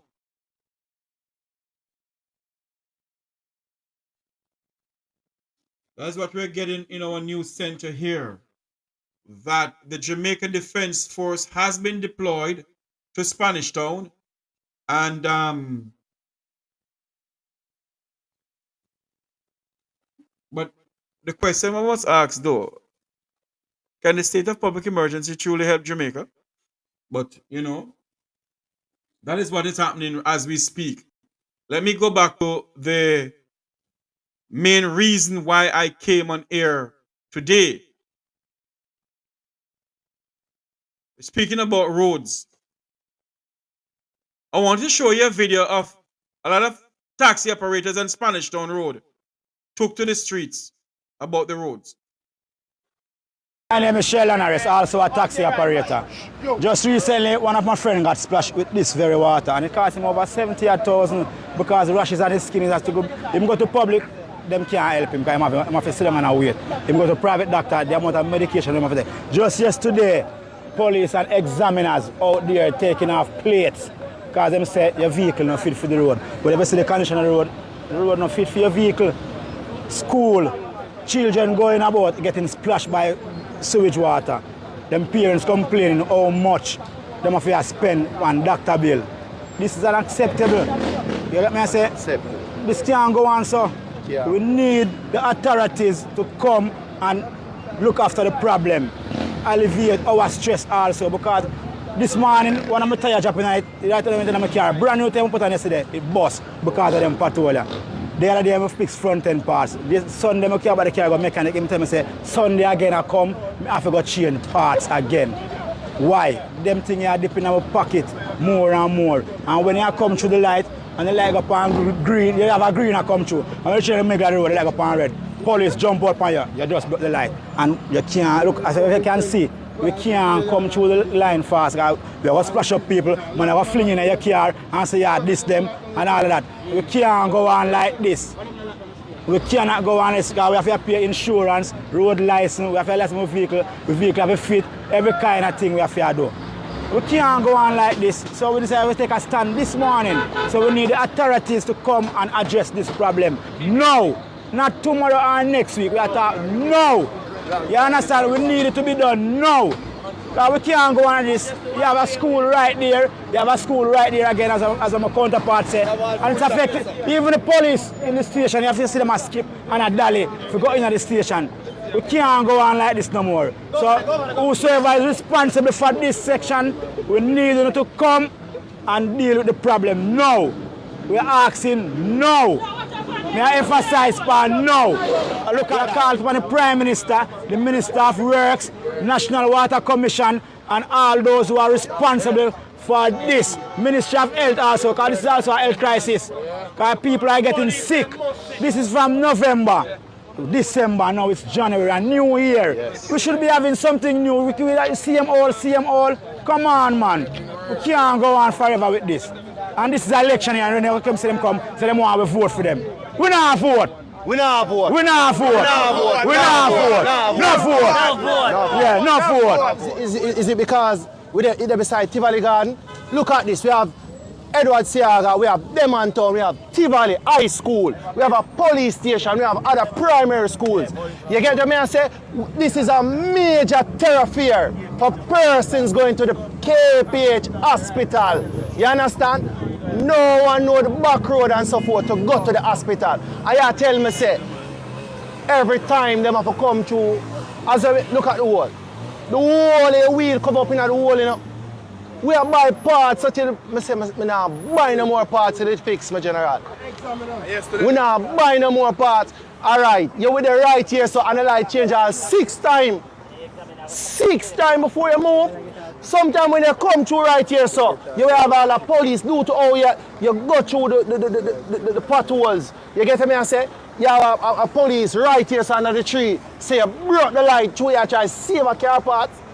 Good God, man, look, all of us are taxi operators. We are feel it. Owners are feel it. Passengers are feel it. You understand? Imagine you have sometimes the line long go past Greenwich Farm. Greenwich Farm. Suppose somebody have an emergency and want to reach the Kingston Public Hospital.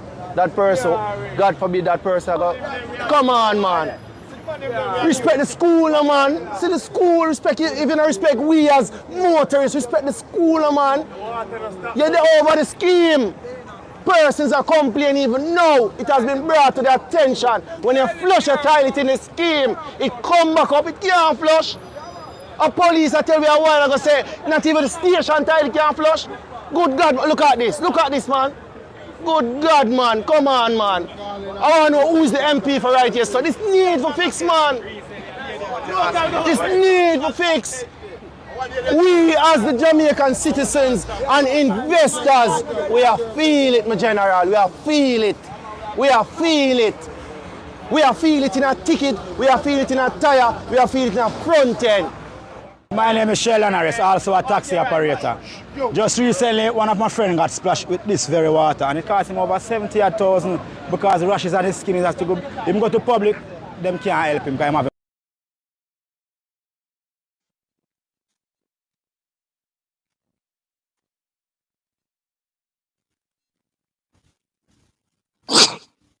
Yes, caller, go ahead for me.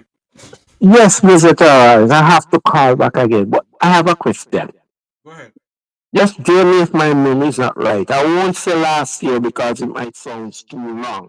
But I mean, it's a few months ago I hear this same Prime Minister came out and said, I am your brother, I'm your cousin, I'm your uncle, I'm your friend.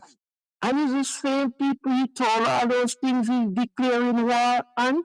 You don't know that if he deploy the army, that means he's declaring a war? I'm asking, I don't know. I'm just asking if you can tell me if that's it. Because that was him who came up in front of the same people to tell them that he's such a close brother and friends and confidant and everything to them. And yet he come out today and declare war on the same people. After 10 years, 9 years, almost a decade. And this man don't have a handle on crime that he have to declare war and his people. I never see this happening broad daylight under no PNP administration where they declare war on their own people in broad daylight like this. After 10 years, after he's the one who came out and said he will let people sleep with their door and windows open, and he still can't get a handle on it after 10 years. I tell you something, you know, sir. If the people themselves, as I keep on saying, don't get up in us, it don't make no sense we talking. I understand that, but as I said, the people are, you have a saying, when, let me put it this way, Michael came out to teach them so they can learn to read and write and understand. And this is the same people, it is done by design by them who came out then and said there's no need to go to Jamal. That's what I'm saying. So this is the result. This is the result. All right, Jeffrey, I'm going back. Thank you very much, sir. All right, sir.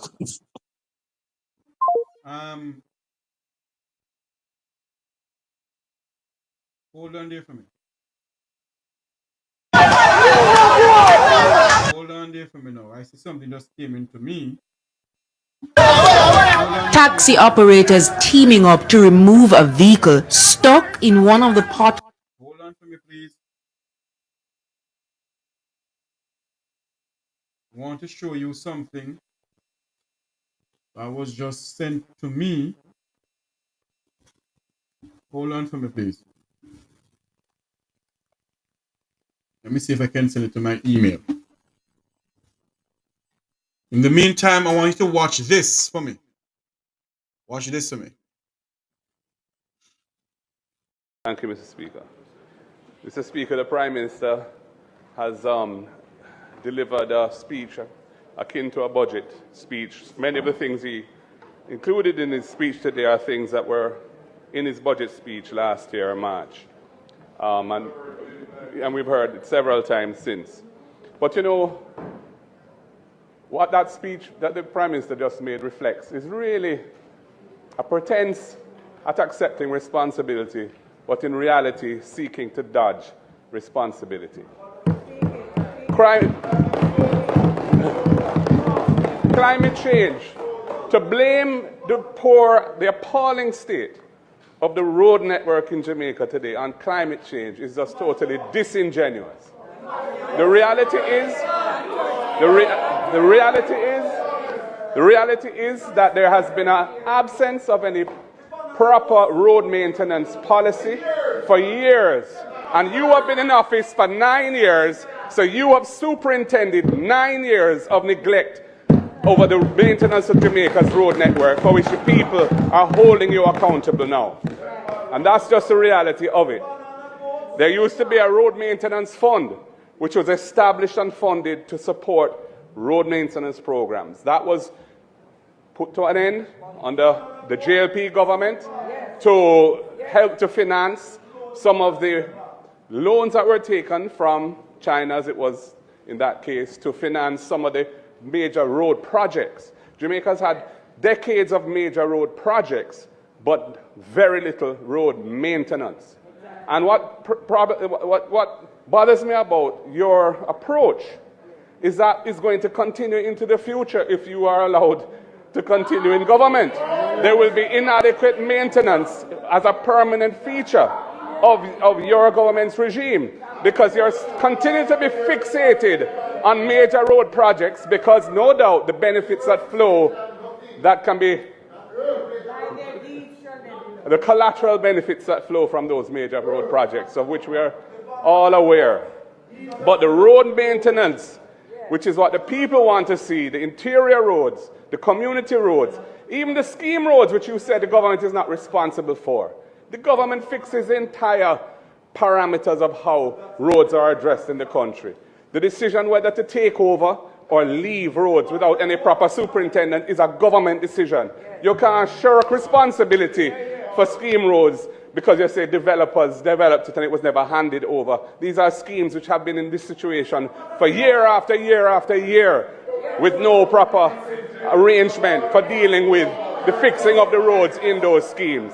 So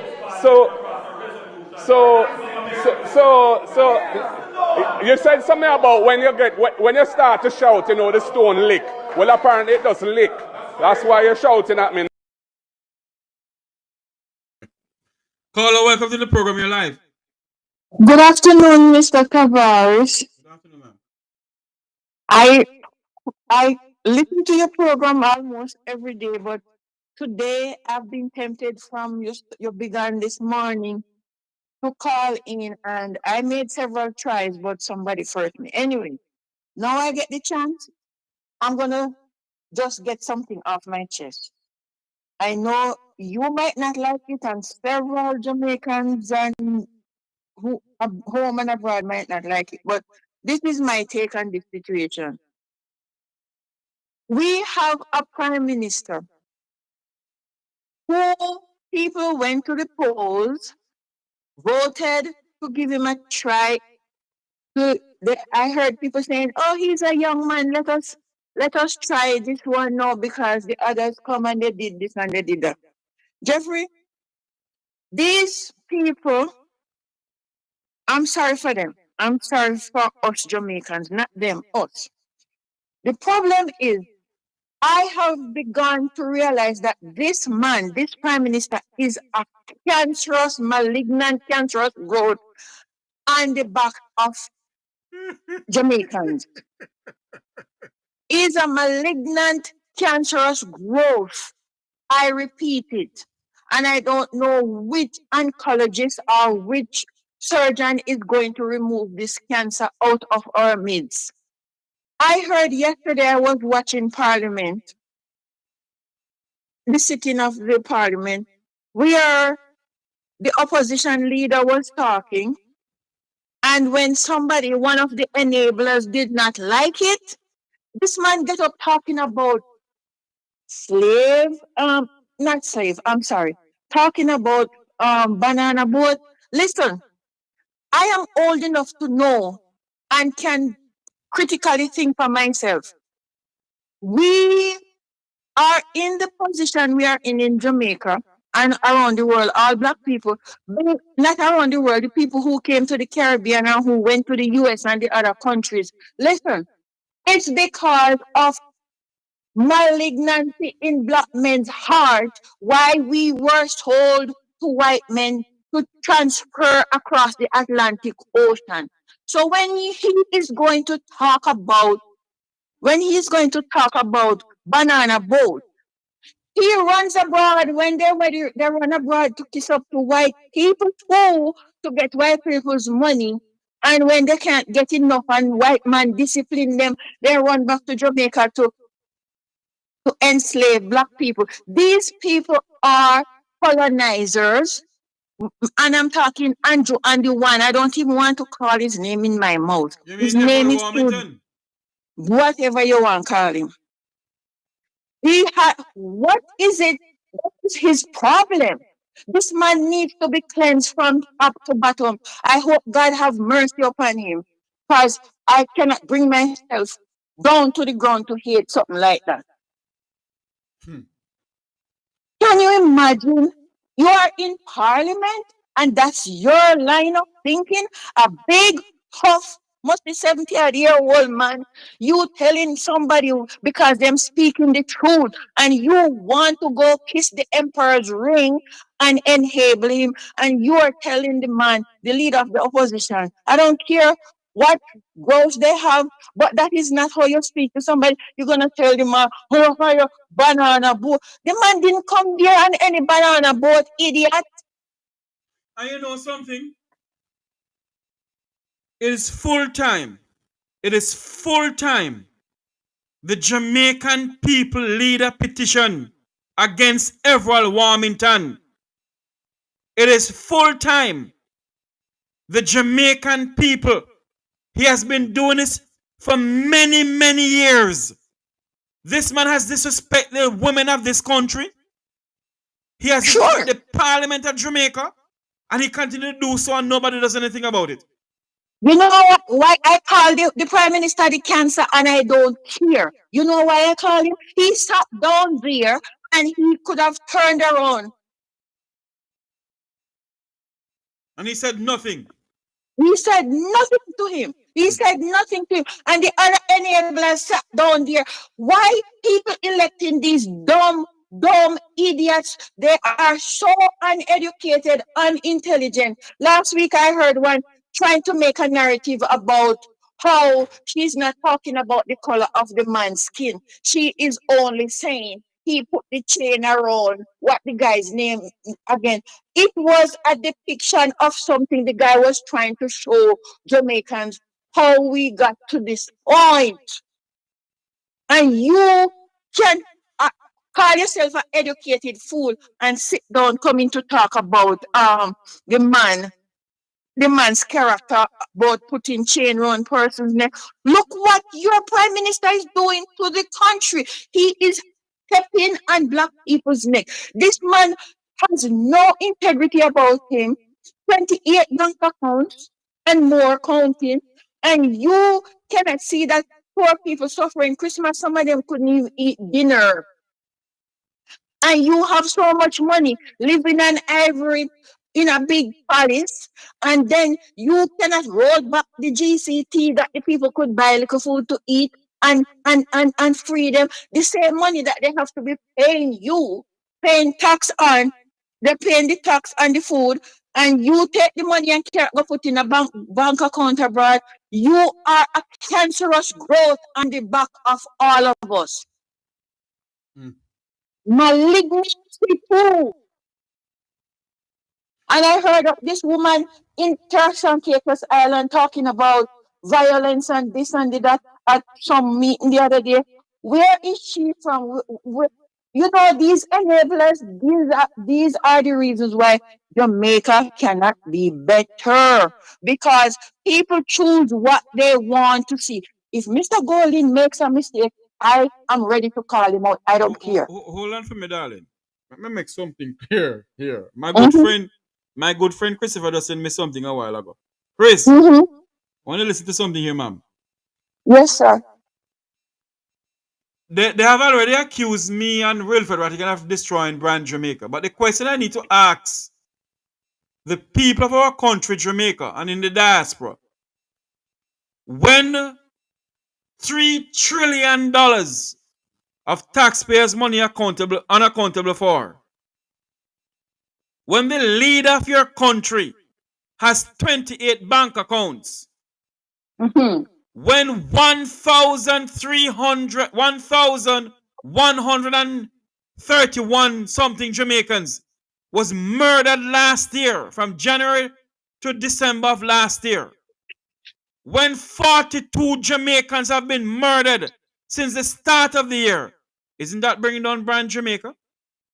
Jamaica is not right. Isn't that bringing down brand Jamaica according to the Minister of Tourism that they want to save brand Jamaica? Huh? The bad roads in our country is not bringing down brand Jamaica. The lack of proper health care in our country is not bringing down brand Jamaica. When our hotel workers are being paid $7, is it $7 US $7 US an hour? Huh? When Jamaicans can access our beaches in this country, isn't that bringing down brand Jamaica? But Mr. Tavares, yes, what the word I wanted to use now? There is no brand Jamaica. Jamaica is not a brand. The brand in Jamaica is the illiteracy and the corruption that is going on. That's the brand.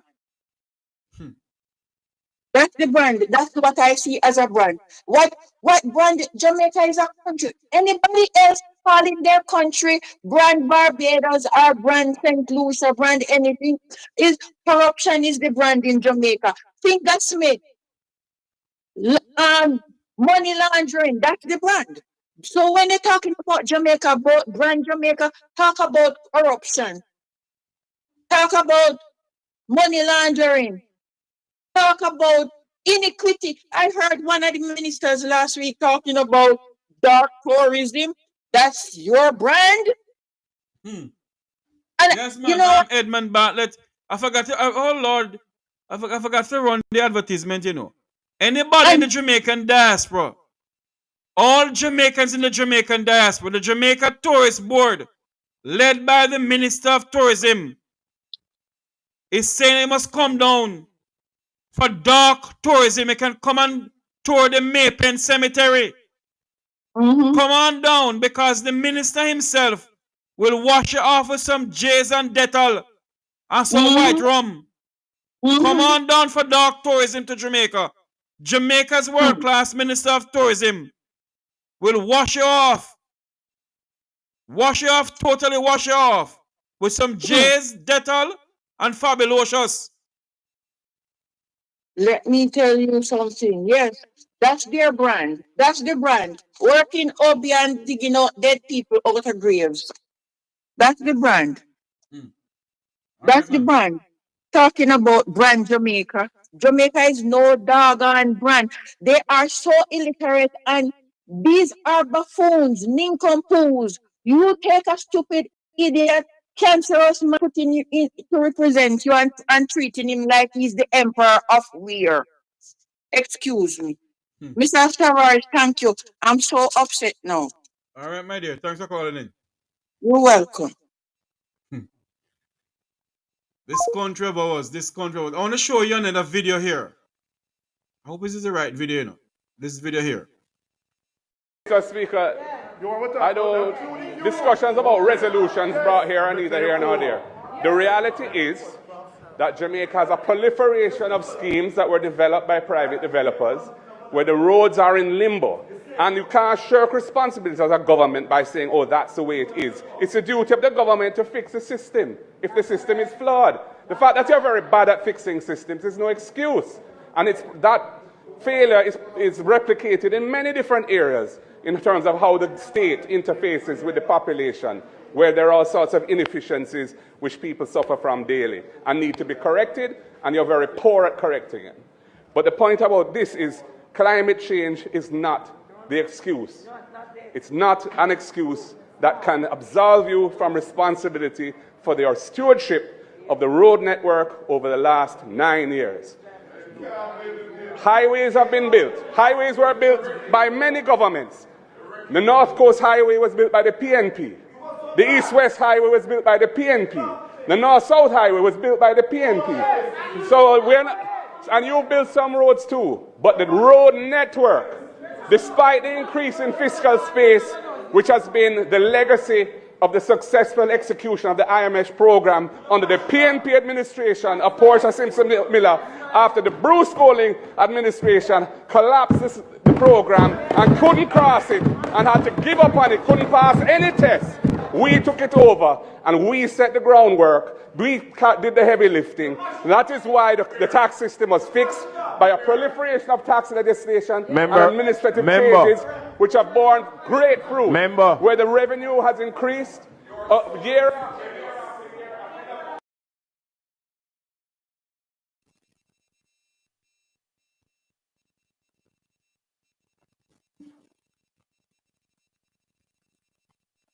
You see how face the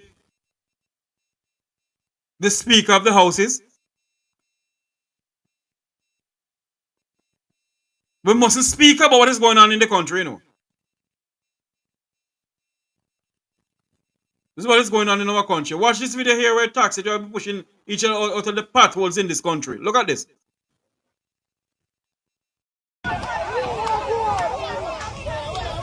Taxi operators teaming up to remove. Thanks. What's going on? Okay. You're live on here. What's going on? All right, I'm here, man. I was watching you playing what happened in the House of Parliament yesterday, man. And trust me, man, we need to have these things because the truth must be told. The Prime Minister is a liar, and the road infrastructure is a crying shame. But first thing, how you do? All is well, Uncle? Yeah, man. I'm good. I'm here doing the people's work as usual, live on air on TikTok and YouTube and Facebook. I see you, man. As usual, you're definitely a patriot, not like Nigel Clark. You're out here batting for the Jamaican people, and we do appreciate you, man, every time, Uncle. But it's true.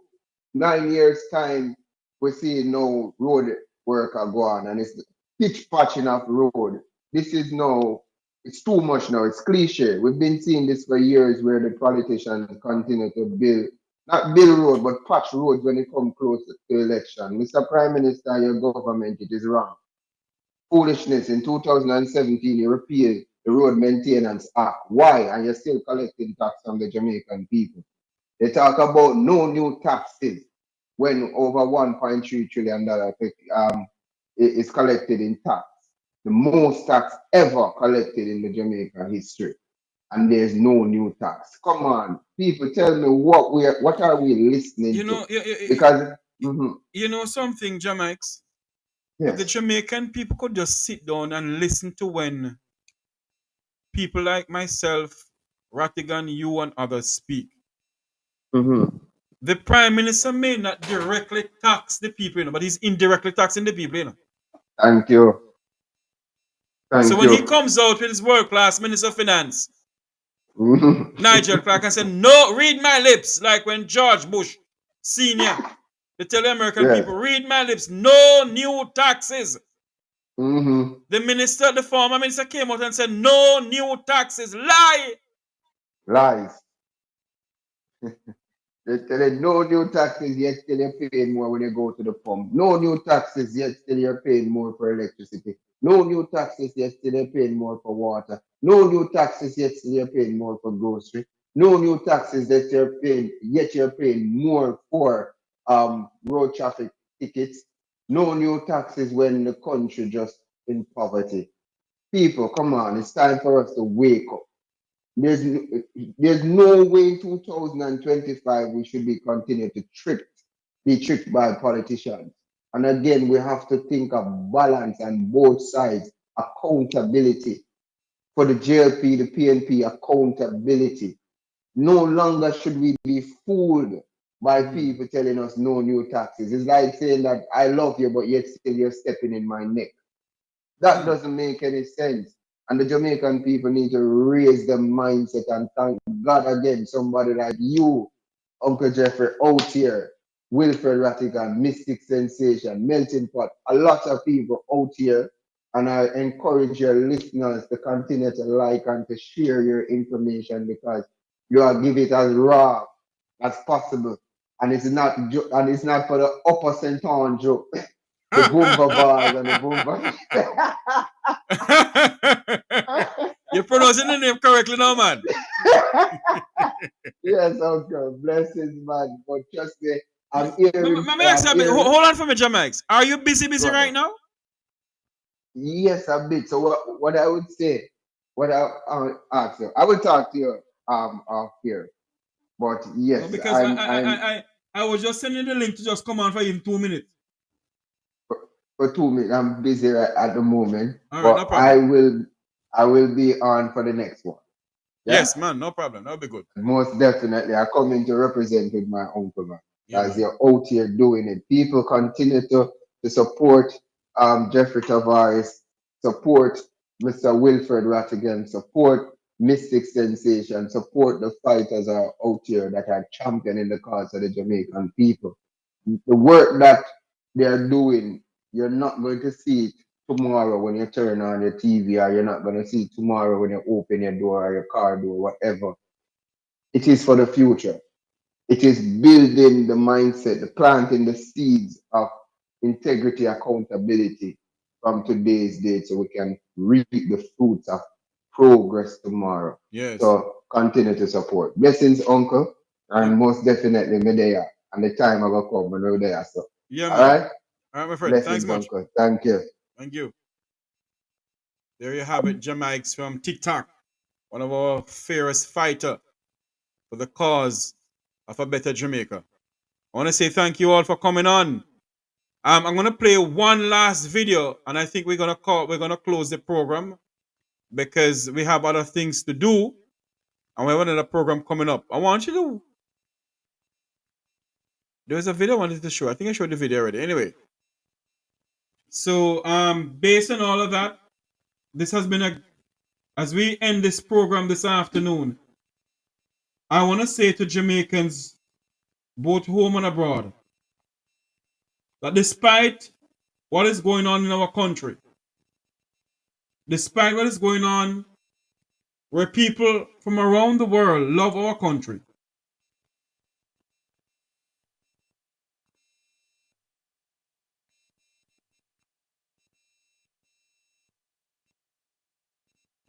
Hold on there. There's something here. The JDF will continue to a mass search, including reports of on Thursday of to test the country's emergency. Oh, the JDF is gonna carry out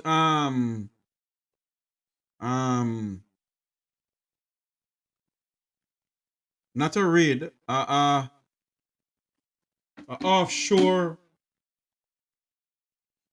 offshore Spanish town, offshore Portland and St. Mary in response to a large aircraft crash. Well, there's no plane that is crashed, you know. They're just going to do a drill. Going to do a drill to see how best our response to when it comes on to emergency. So basically, that's what I'm hearing right on the thing here. But as we end this program this afternoon, Jamaicans from all walks of life, as we end this program this afternoon, let us, for once in our lives, as Jamaicans, to put this country first. And despite what is going on in our country, let's continue to speak up. Let's put Jamaica first in everything that we do and everything we say. This morning we came on air to speak about the bad roads. We had us to switch over to a breaking news coming out of the old capital, Spanish Town, where gunmen and security forces had a fierce gun battle going on. The question we must ask ourselves, is this going to continue in this country?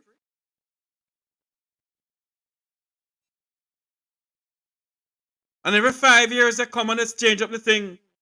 And they keep on saying to us, and that is why I keep on saying, you know, they mustn't use these words, you know. The words that is being used in the Bible, for I know the plan I have for you. Plan to prosper you and not harm you. Plan to give you a future. I think Jamaican politicians must stop using those words. Because when the Bible speaks about those words, the good God above was speaking to help the people of the land. And for them to be speaking those words, quoting the Bible, it's wrong. But as I always say, this change that we seek in this country have to come from us as a people. We, the Jamaican people, must demand the change that we seek. We, the Jamaican people, must demand accountability. We, the Jamaican people, must demand a government of the people, for the people, and by the people. And so, my fellow Jamaicans, as we embark on a new journey of constitutional reform, let us demand that we, the people, must have a president elected by the people, for the people, and of the people. Let us send a clear message that we don't want a ceremonial head. We must elect a president and a prime minister. We, the Jamaican people, will not stand by anymore and allow you all to dictate to us of what we need from what we don't need. I think the time has come for us to demand that we must have a say in the reform of a new constitution in this country. Because if we don't have a say, then where would we go? If we don't speak up now, then when will we speak? If it's not now, then when?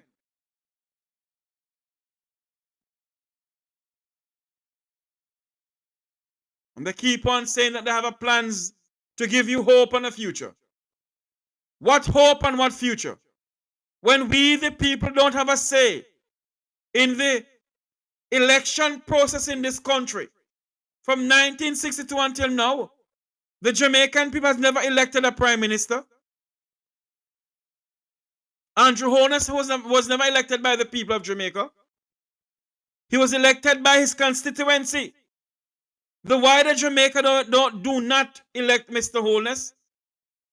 And so I say to you, that if they are going to reform our constitution in this country, then let us have a say in the reform of this constitution. Let the people have a say. Let the people decide who they want to be president and who they want to be prime minister. It cannot be. As we reform our constitution, then we're going to wait until the prime minister may appoint one of his friends or even his wife to become president or even himself to become president. No, we the people must have a say. We the people must demand that we have a say.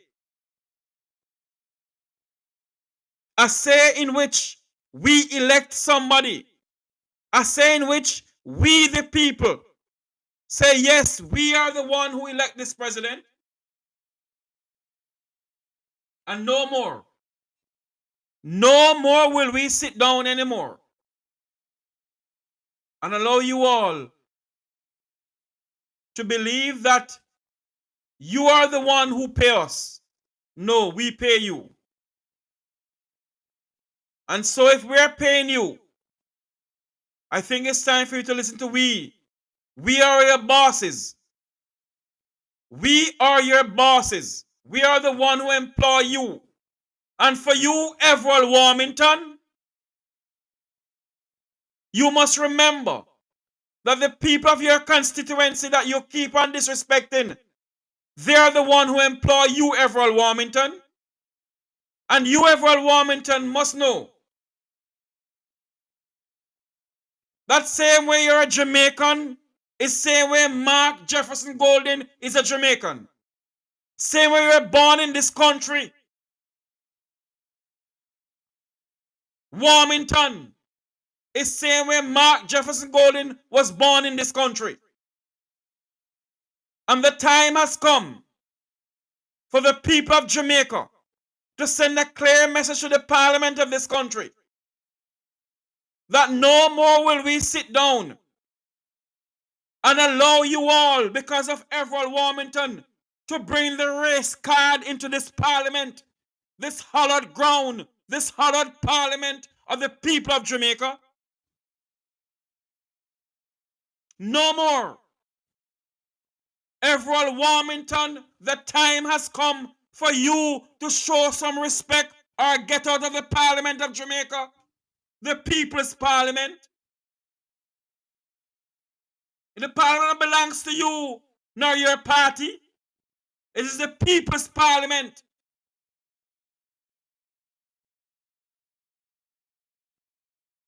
Mr. Golden didn't come here in the banana boat. Mark Jefferson Golden was born in this country. And for those who want to profess or to say Tavares is a PNP, so be it. How low can we get in this country? How low can we get in this country to keep on referring to a Jamaican as a person who came on a banana boat?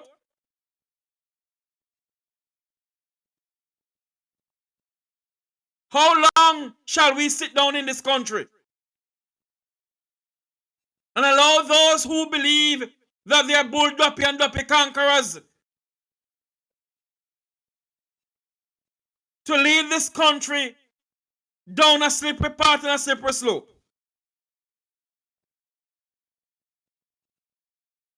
And my firm belief that Everett Warmington should be sacked from the Parliament of Jamaica.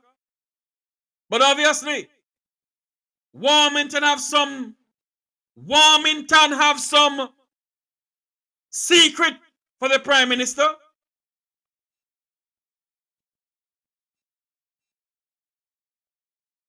Warmington have some secret for the Prime Minister.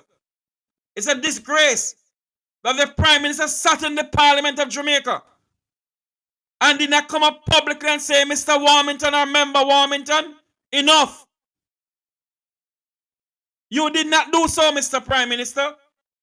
That is to show you nor Everett Warmington have no respect or regard for the People's Parliament of Jamaica. How long must we sit down and allow these people to bring the Parliament of this country in disrepute?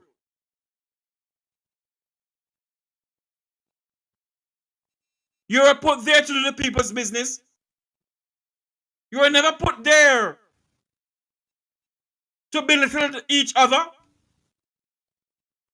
And for you, Everett Warmington, to be getting up and saying to another Jamaican to go back on the banana boat, you're a disgrace.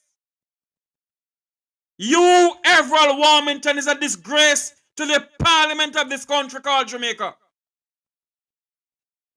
You, Everett Warmington, is a national disgrace to the parliament of Jamaica. And you're not fit to sit in the parliament of this country.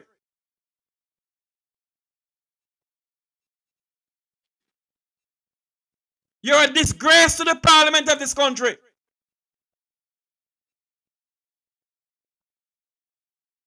And your colleagues who allow you to continue are a disgrace to the Parliament of Jamaica. Neither you nor Juliet Cuthbert Flynn is fit to sit in the Parliament of this country.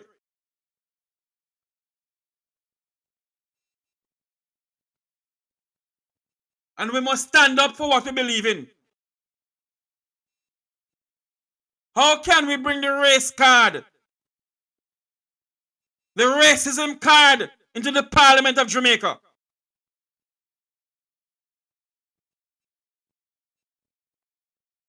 When will this stop? Do you all believe that when you keep on talking about banana boat, that you all will gain state power because of banana boat?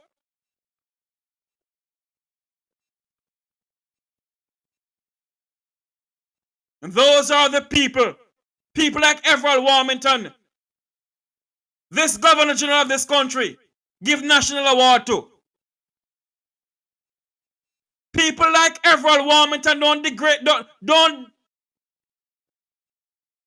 fit to get the order of Jamaica. Those are the people who can't go to the parliament of this country to disrespect the people of Jamaica. Those are the people that give national award to. Order of old donkey, order of old jackass, commander class. They give those awards to notorious criminals, child molesters, and human traffickers. That is what the order, Jamaica's highest award, has come to.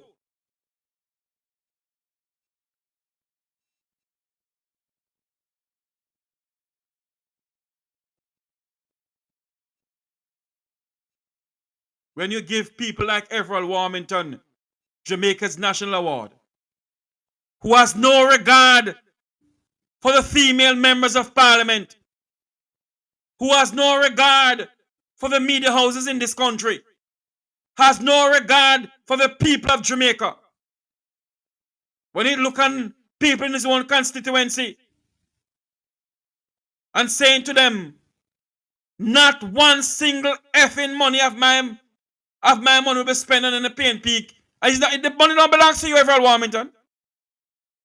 He said it. That money don't belong to you, Mr. Warmington.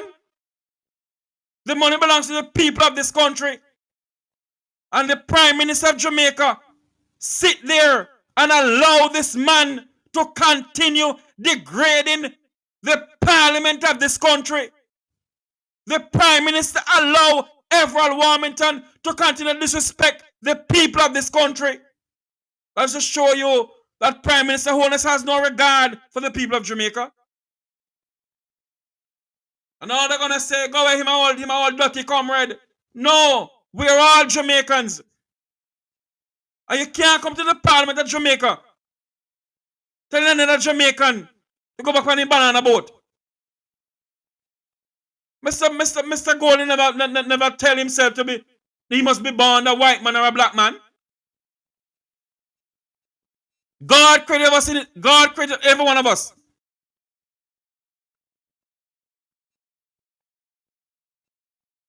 God created every single one of us. And we sit down in this country None of us do nothing about it. The time has come for us to speak out. Mr. Everald Warmington do not fit to sit in the Parliament of Jamaica. He's a national disgrace. He should be stripped of the national award. You're a damn disgrace to the Parliament of this country and the people of this country. You're a disgrace. You're an utter disgrace. But of course he doesn't care. You know why he doesn't care? Because the leader of the party that he's a part of is afraid of him. The leader of the Jamaica Labour Party, Andrew Holness, is afraid of Everald Warmington. And they can't talk to Everald Warmington. Because Warmington have secrets for all of them.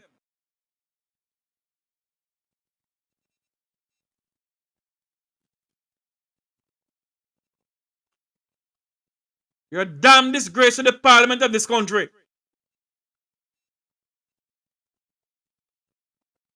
And as we leave this program this afternoon, I want to say thank you all for coming on. Remember to like, share, and subscribe to the Make We Talk Jeffrey Tavares YouTube channel. Hit the super chat if you can. Support this channel. For those who are on TikTok, thank you all for coming on. Thank you all for being a part of this program.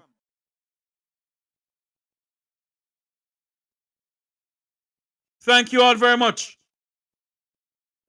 Let's continue to fight the fight to rebuild this country of ours. And before I go, I want to leave you with these words by the late John Lewis.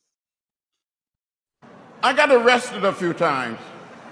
During the 60s, I went to jail 40 times. Since I've been in Congress, I've been arrested another 5 times. And I'm probably going to get arrested again for something. I'm not suggesting that any of you should go out and get arrested. But when you see something that is not right, not fair, not just, stand up and say something. Do something.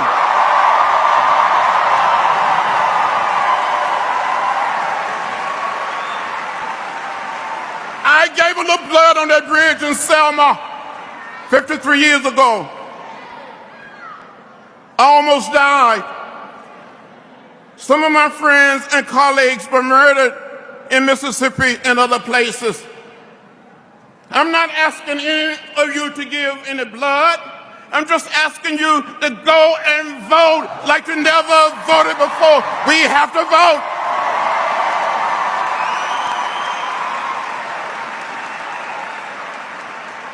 The vote is the most powerful nonviolent instrument or tool we have in a democratic society, and we must use it. Use it. Go out and vote. Let's go out and vote. Go and vote. Go and vote.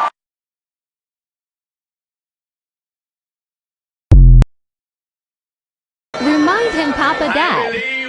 Dub plate. Get rid of this evil Prime Minister.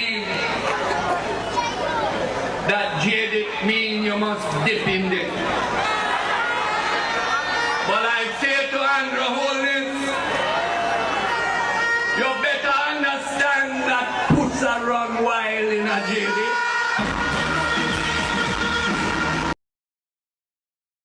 A plaza make, and you want a shop on the plaza, it's in US dollar. My God. Rich. Everything are run by China. Road are run by China. Government are run by America. Can I preach? Can I preach? Native citizen, we can't hold nothing down here. Can I preach? Chinese are take over. I feel my belly.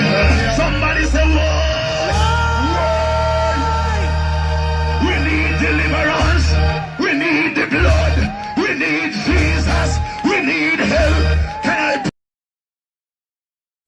I got arrested a few times. During the 60s, I went to jail 40 times.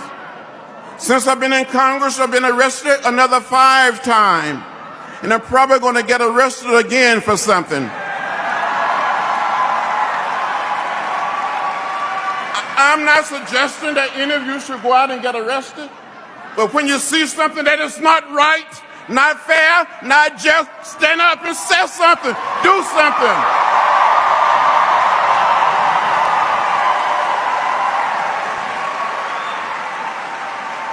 I gave a little blood on that bridge in Selma 53 years ago.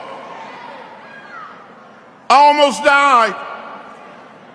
Some of my friends and colleagues were murdered in Mississippi and other places. I'm not asking any of you to give any blood. I'm just asking you to go and vote like you never voted before. We have to vote.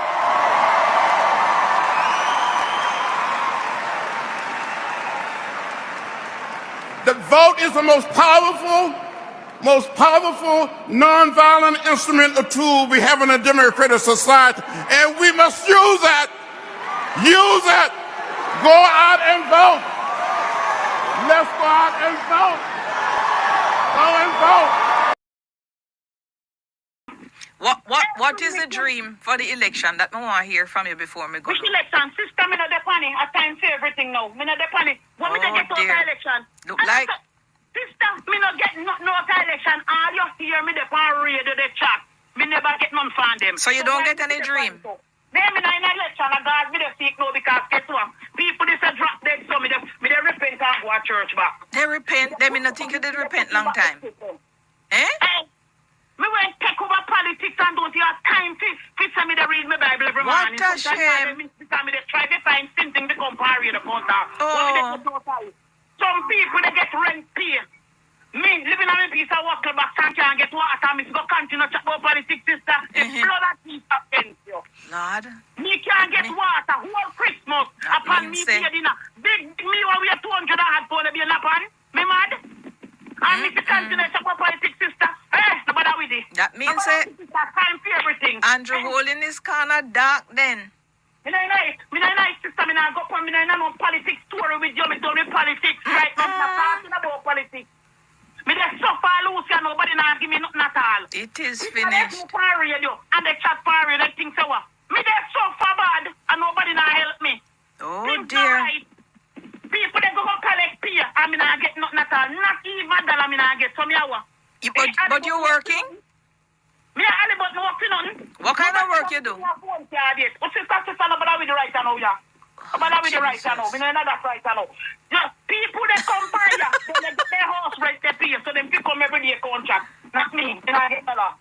Let me go closer where because church and politics don't work. Nobody in a politics needs to go on politics. Let me come outside. It pay me God they show me sign me not get none so me with up. Let me go see God face. What a way me go. All of the politics will be added on to you.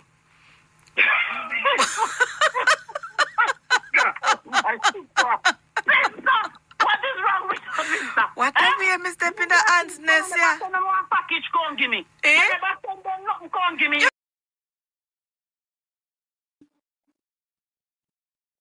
Until you hear my voice again, may God bless you and may God bless Jamaica, land we love, and the people of our country, Jamaica.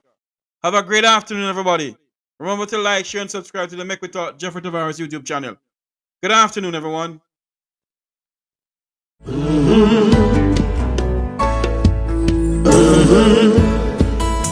When the game gets rough and this life just seems so tough, make we talk, my people, make we talk. When this town becomes an ugly place, don't let it erase the smile from your face. Make we talk, people, make we talk. Conversation is the key, a guiding light for you and me. Spark a talk and you will see. Conflict solver A to Z. World leaders master the art of self-defense just by talk. So people, make we talk. Hey, we're living in a world that on ourselves we must depend. Make we talk